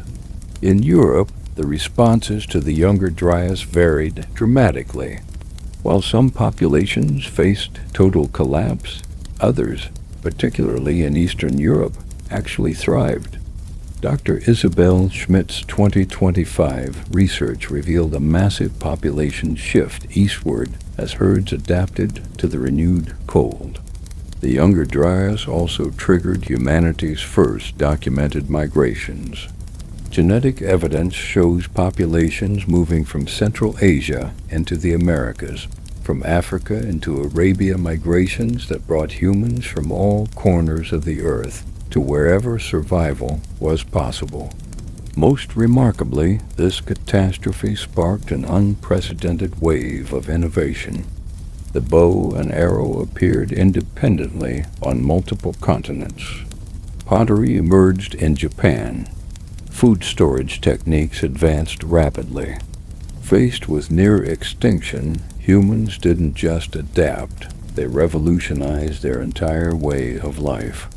When the Younger Dryas ended as abruptly as it had begun, with temperatures rising by 10 degrees Celsius in perhaps just 50 years, humanity emerged, transformed. The descendants of Ice Age hunters had become farmers, potters, and architects. The foundation of civilization had been laid by catastrophe. The Younger Dryas teaches us a crucial lesson. Climate change isn't always gradual. It's often punctuated by moments of shocking, world-altering transformation. Our ancestors survived not by staying the same, but by becoming something entirely new. Stand in any natural history museum and gaze up at the towering skeleton of a mammoth. Look at its massive tusks and enormous skull. Now imagine this.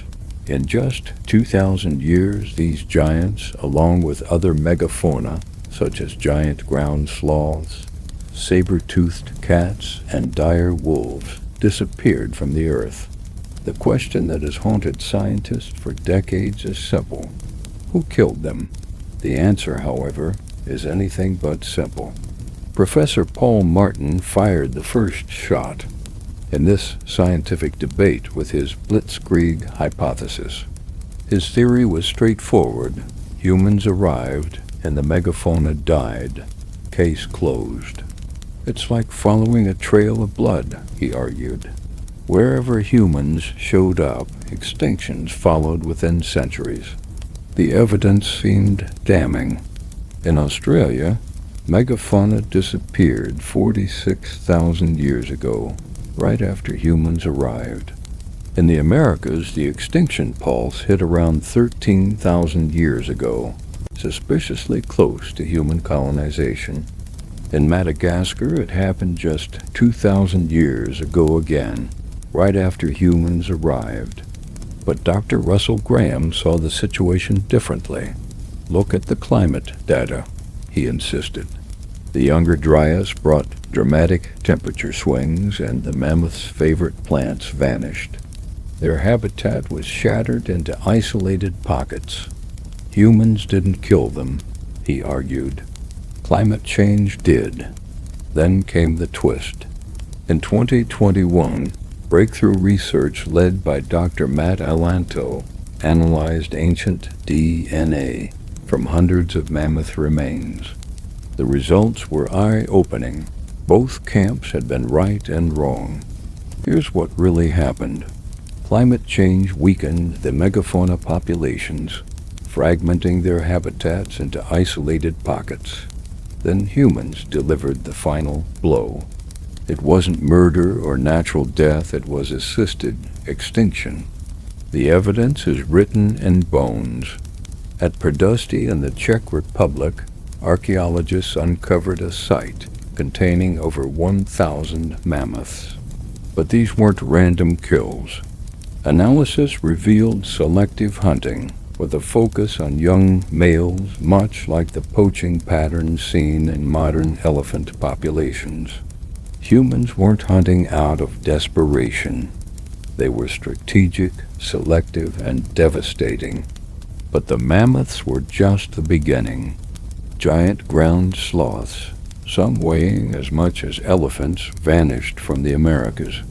In one cave in Brazil, researchers found sloth bones with cut marks, dated to 12,600 years ago. Some of the last of their kind, butchered by human hands. The story of the saber-toothed cats is even more poignant. These apex predators had survived dozens of ice ages, but isotope analysis of their bones reveals that their final years were filled with desperation. Their prey mammoths, bison, and horses were disappearing, and in their last years some saber-tooths resorted to eating each other. Cannibalism born from starvation. Dr. Jacqueline Gill, an expert in ancient dung fungus, tracks megafauna populations through their droppings. Her research revealed a crucial insight. Large herbivore populations began to crash before the climate shifted dramatically. The smoking gun wasn't the temperature, it was the timing. As she explains, megafauna began to decline when humans arrived, not when the climate began to change. But humans weren't mindless killers. At Costini in Russia, archaeologists found mammoth bone houses and storage pits filled with frozen meat. These hunters were thinking long-term, preserving resources for the future. The tragedy, however, was that the megafauna couldn't reproduce fast enough to sustain even careful hunting. The extinction of the megafauna had profound consequences. Without them, entire ecosystems transformed. The mammoth steppe, once maintained by these grazing giants, became tundra and forest. Fruit trees that evolved with megafauna to spread their seeds struggled to thrive. Even soil composition changed. Without these massive herbivores recycling nutrients, humanity was left with a choice: innovate or perish. The result? Agriculture, animal domestication, and the roots of civilization itself. Today, as we face the sixth mass extinction, the ghost of the megafauna reminds us that we've been here before. We are both the asteroid and the survivors. Deep in Lascaux Cave, your headlamp illuminates something that stops you cold, a thundering herd of aurochs charges across the stone ceiling, so vivid that you instinctively step back. Horses gallop in perfect anatomical detail.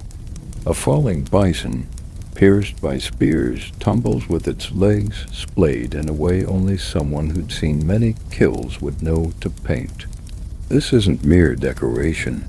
It's a survival manual written in pigment and stone.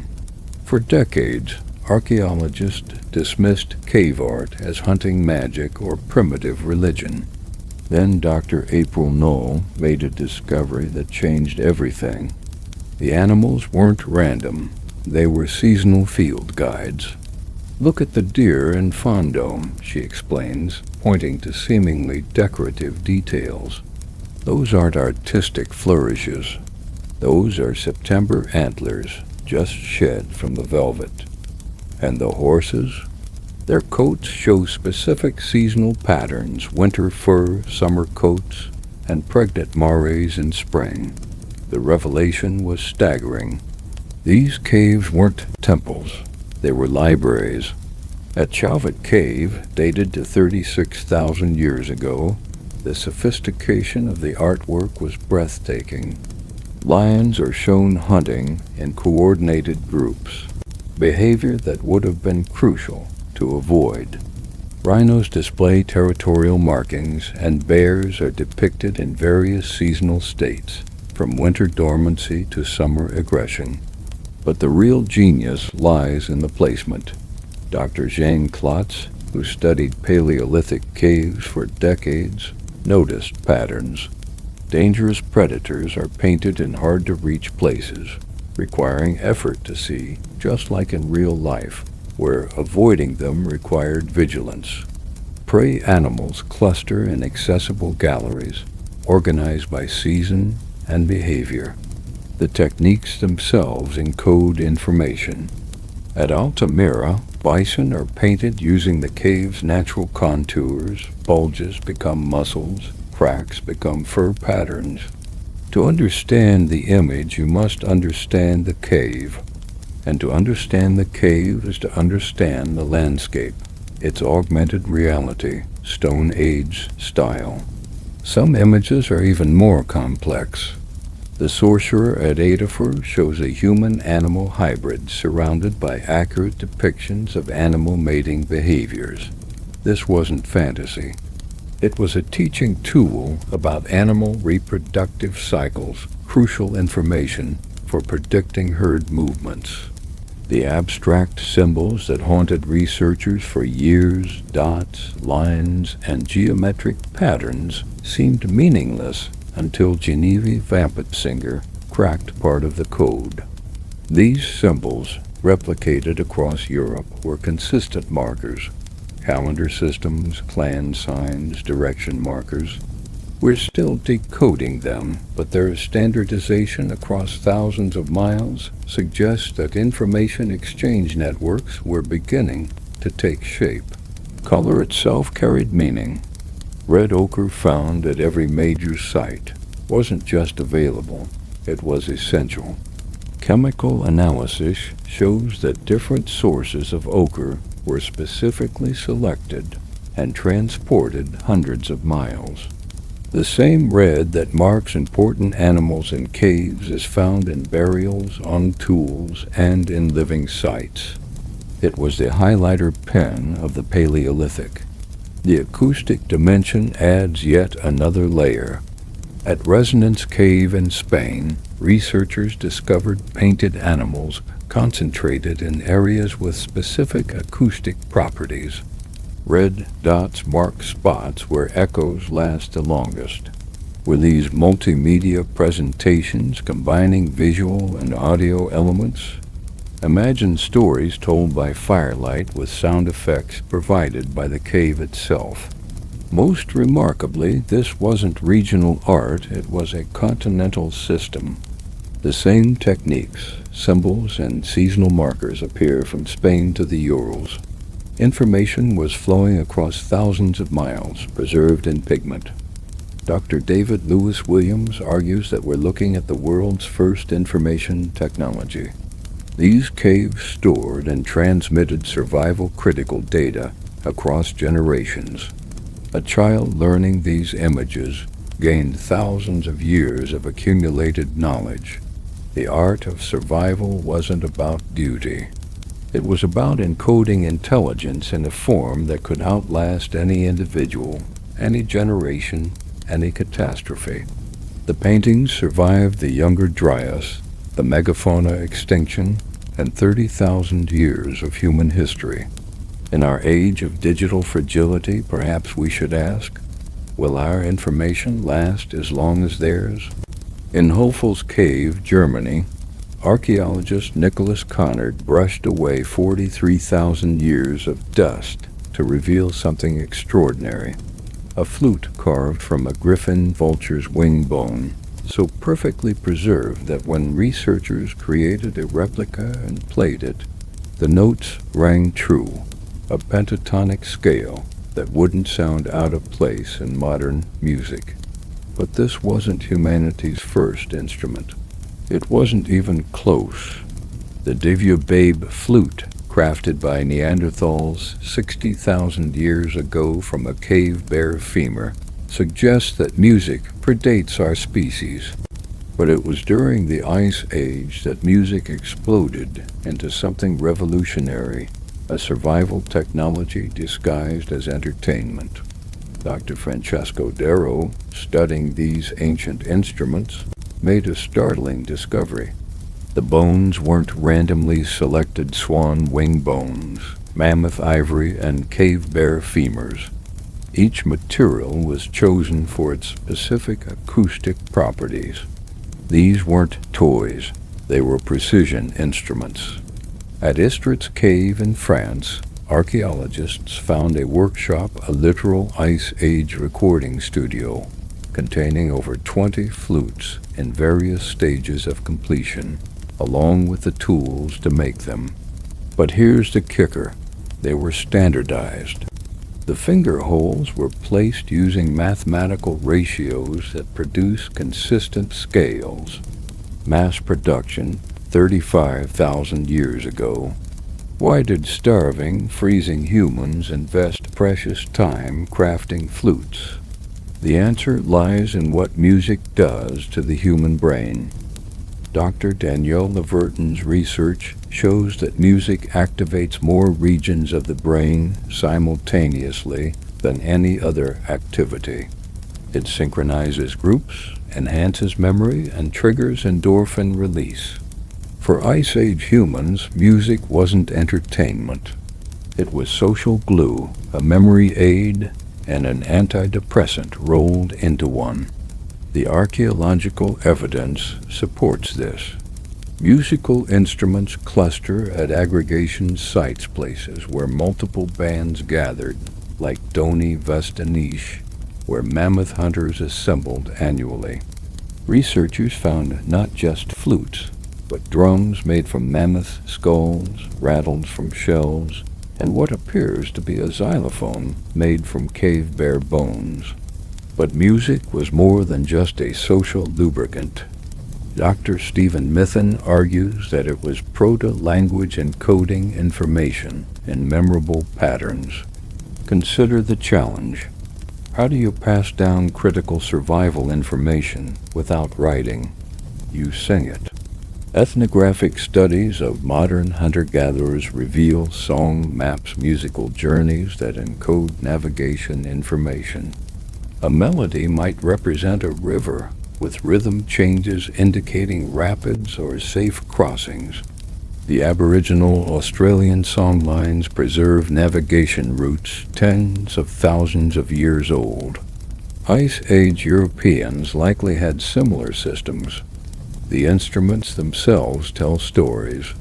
Bone flutes required months of preparation. First, selecting the right bone swan radius bones were preferred for their natural acoustic chambers. Then careful extraction without damaging the bone, cleaning, drying, and aging. The delicate process of creating finger holes in ancient bone flutes, where one wrong move could mean starting over, became an act of cultural significance, a moment of profound investment that only made sense if music was essential. And indeed, it was. At the Gisson-Claustella Cave, archaeological findings of musical instruments were unearthed in layers alongside the earliest figurative art and symbolic ornaments, painting a picture of a time when music, art, and symbolism emerged together in a powerful fusion of behavioral modernity. Dr. Robert Till, fascinated by the acoustic properties of these painted caves, made a discovery that could only be described as extraordinary. The handprints and dots painted on cave walls often corresponded to what he termed acoustic sweet spots, which prompted an intriguing question. Could these markings represent rhythm notations? Was this the earliest form of sheet music carved onto stone? This idea took hold with further research, revealing that the musical traditions of ancient humans, like their art, displayed regional variations. German flutes, for example, differed from their French counterparts, not merely in form, but in subtle yet consistent ways akin to the regional dialects of language.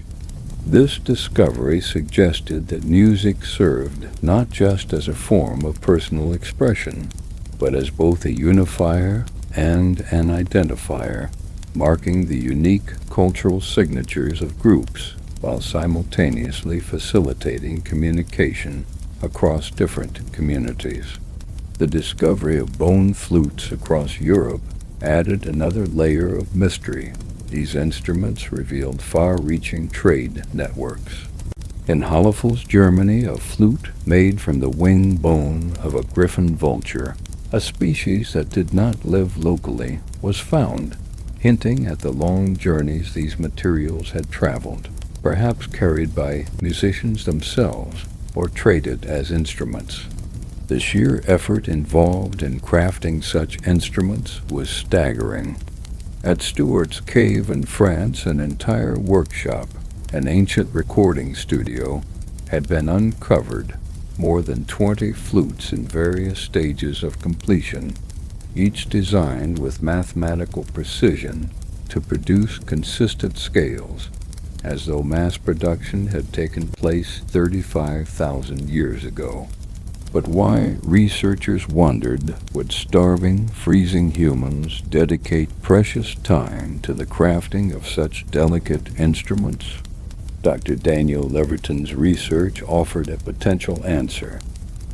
Music engages more regions of the brain simultaneously than any other activity, synchronizing groups, enhancing memory, and triggering the release of endorphins. For these Ice Age humans, music was more than entertainment. It was social glue, a memory aid, and an antidepressant all in one. Evidence of this came from the archaeological record, where musical instruments were consistently found in aggregation sites, places where multiple bands of people gathered together. At Doni Vista Nichu, an annual gathering spot for mammoth hunters, researchers uncovered not just flutes, but also drums made from mammoth skulls, rattles crafted from shells, and even a primitive xylophone fashioned from cave bear bones.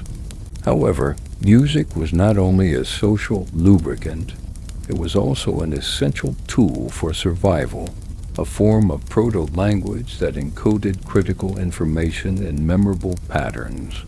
The challenge faced by ancient humans was how to pass down survival information in the absence of written language, and their solution was song. Modern-day ethnographic studies of hunter-gatherer societies reveal that song maps musical representations of navigation routes were passed down through generations. These melodies encoded information about rivers, rapids, and safe crossings, and it is likely that Ice Age Europeans had similar systems. The musical instruments themselves spoke volumes about the ingenuity of their creators. The process of creating a bone flute was long and intricate, requiring the careful selection of bones with the ideal acoustic properties. Swan wing bones were preferred for their natural resonance, and the extraction of the bones had to be done with the utmost care to avoid damage. After extraction, the bones were cleaned, dried, and aged, with each step of the process requiring months of attention. The final stage, the delicate act of boring the finger holes, was fraught with the risk of starting over if a mistake was made. Such an investment of time could only be justified if music was indeed a vital part of life, and it was. As Dr. Francesco Diro's studies of ancient instruments revealed, the materials chosen for these flutes, swan wings, mammoth ivory, cave bear femurs, were not randomly selected. Each bone, each material was chosen with precision for its unique acoustic properties. These instruments were not simple toys. They were precision tools designed to carry the weight of human expression. In Gisen-Claustella Cave, the discovery of musical instruments in the same layers as figurative art suggested that music, like art, was an integral part of the human experience. Together they formed a package deal of behavioral modernity. The rhythmic patterns preserved in the art, the painstakingly crafted bone flutes, were the hallmarks of a society that understood the power of sound, its ability to communicate, to unite, and to create meaning. Music was not just a form of expression, it was a means of survival, a technology disguised as entertainment. In Hollefels Cave, Germany, archaeologist Nicholas Conard's discovery of a flute carved from a griffon vulture's wing bone was a revelation.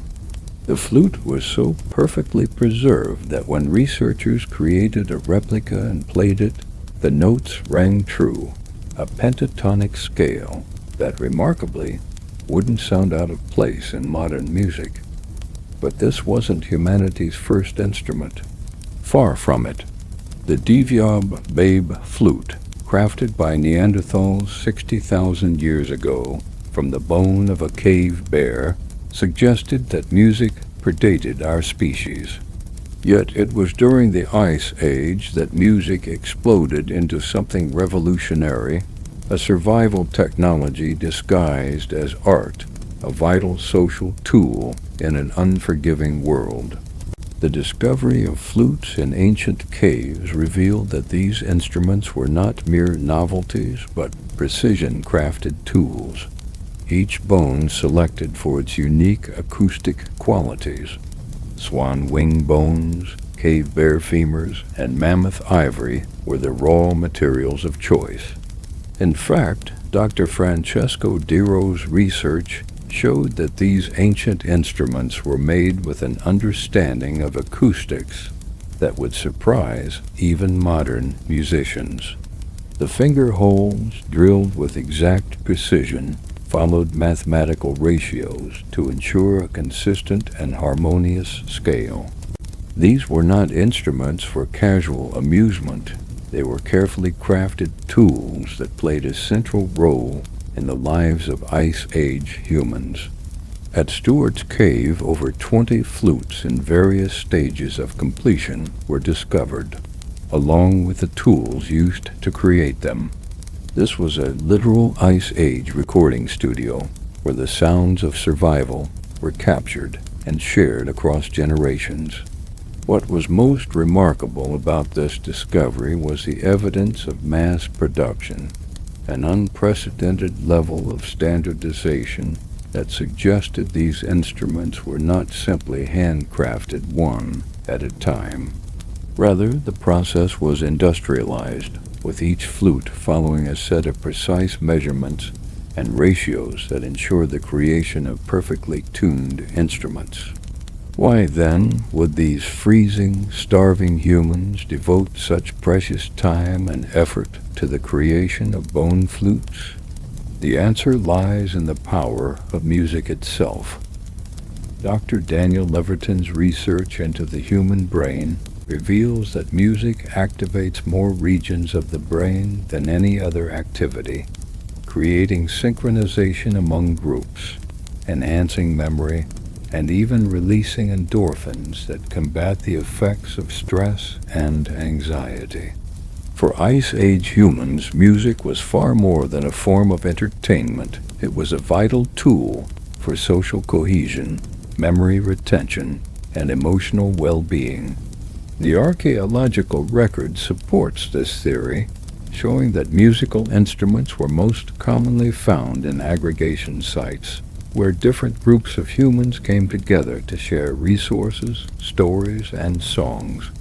At Doni Vistanishu, a site where mammoth hunters gathered each year, researchers found not only flutes but also drums made from mammoth skulls, rattles made from shells, and even a primitive xylophone made from cave bear bones.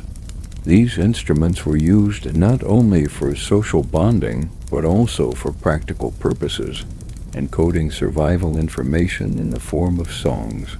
Dr. Stephen Mithen argued that music was a form of proto-language, a way of encoding critical information in a way that could be easily remembered and passed down.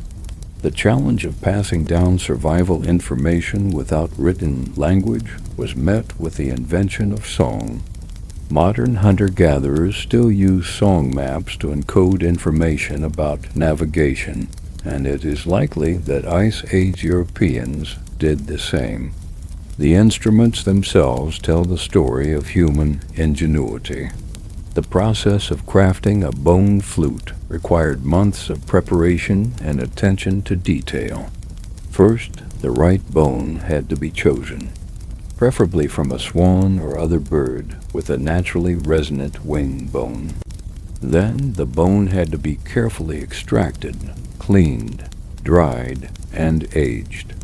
Finally, the delicate process of boring the finger holes had to be done with precision. One wrong move could mean starting over. This painstaking effort was only justified if music was essential to survival, and it was. The discovery of musical instruments alongside figurative art and symbolic ornaments in caves suggests that music, art, and symbolism were intertwined in the lives of ancient humans. Together, they formed the package deal of behavioral modernity that marked the birth of human culture itself. Today, when we play these ancient flutes, we are not simply hearing notes, we are hearing the very beginning of human culture, preserved in bone and breath across 40,000 years of silence. Cave paintings reveal a sophisticated understanding of perspective, movement, and narrative composition concepts that would only be rediscovered in the Renaissance. Even child-rearing practices were advanced. At Kreenvackberg, the burial of premature twins shows that under Ice Age conditions, they were kept alive for weeks after birth without modern medicine. This investment in non-viable infants reveals not only surplus resources, but also a profound humanity. Dr. Eric Trink, studying Neanderthal and early modern human remains, found numerous individuals with healed injuries that would have required extensive care. These were not societies where the weak were abandoned. They were communities where every individual mattered. The distribution of artifacts tells its own story. Personal ornaments weren't confined to a few rich burials, but were widespread. Tools bore individual styles and makers' marks, indicating a society with specialists, artists, and individual expression. Perhaps most tellingly, they had pets.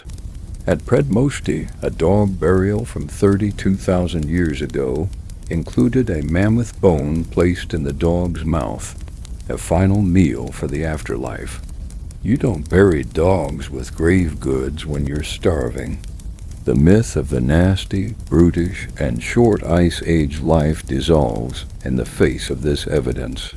These were people who created art, made music, traveled continents, and buried their loved ones with care that spans millennia. They didn't just survive the ice, they built a civilization that left no monuments, but achieved something greater. They sustained human dignity in Earth's darkest hour. The old hunter stood at the edge of the forest, confused where once stretched endless tundra, trees now grew. The reindeer herds his grandfather's grandfather had followed were gone, replaced by aurochs and deer that hid in the woods. The reliable world of ice was melting, and with it, everything his people had known for 1,000 generations. Climate change wasn't coming, it was here. 15,000 years ago, the Great Melt began in earnest. But this wasn't the gentle warming we imagine. Dr. Conrad Wong's ice core data reveals the shocking truth. Temperatures rose by 10 degrees Celsius in some regions in just 50 years. Imagine New York developing Miami's climate before a child becomes a grandparent. For humans who had perfected Ice Age survival over 40,000 years, this warmth was catastrophic. The very skills that had saved them now became obsolete. At Starcar in England, archaeologists uncovered the remains of the last hunter-gatherers trying to maintain their way of life. The site, dated to 11,000 years ago, shows desperate innovation. Wooden platforms were built over new wetlands, specialized tools for forest hunting were created, and headdresses made from deer skulls were found, possibly shamanic attempts to understand their changing world. But the biggest shock came from their diet. Isotope analysis by Dr. Nikki Milner revealed a sudden shift from varied diets to a heavy reliance on fish. The great herds were gone, and the diverse plant foods were changing. These master survivalists, once dependent on mammoths and other game, were now reduced to living on pike and perch. The social upheaval was even more dramatic. The band society that had perfected itself over millennia began breaking down. At Leenski Ver on the Danube, we see something new. permanent settlements, houses with foundations, and cemeteries with hierarchical burials. The egalitarian world of the Ice Age was stratifying. Dr. Brian Hayden calls this the end of the original affluent society. Hunter-gatherers had worked perhaps 20 hours a week.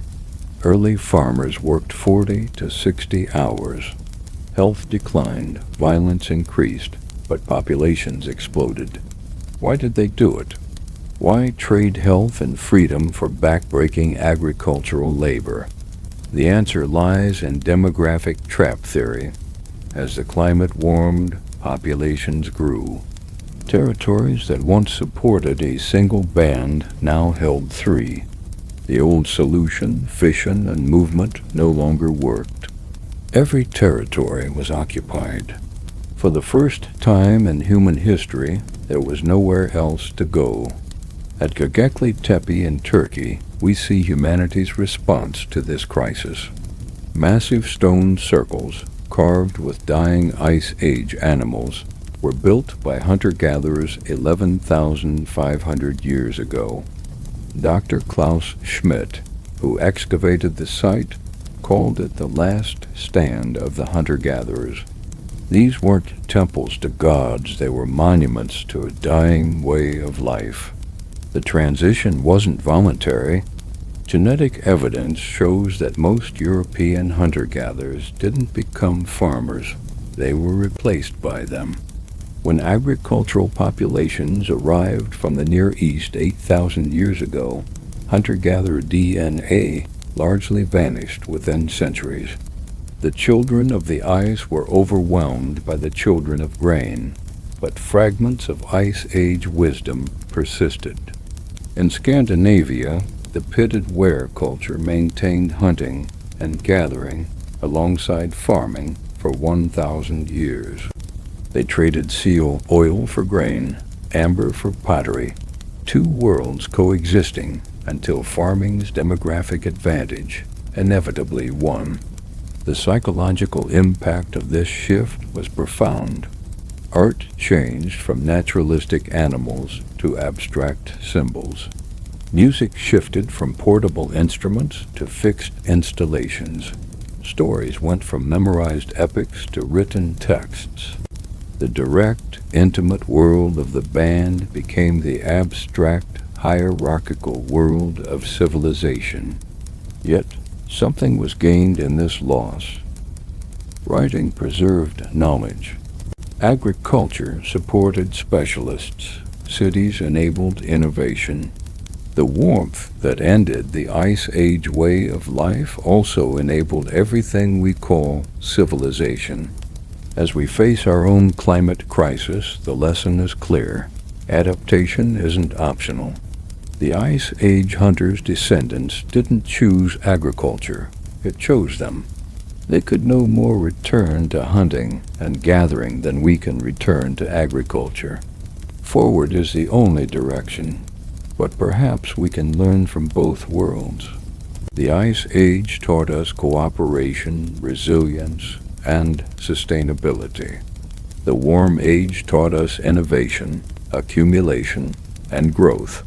Our challenge is synthesis, combining Ice Age wisdom with modern capability. The ice melted, and with it, a world. But from that meltwater grew everything we are. The question now is, as our world melts again, what will grow from it?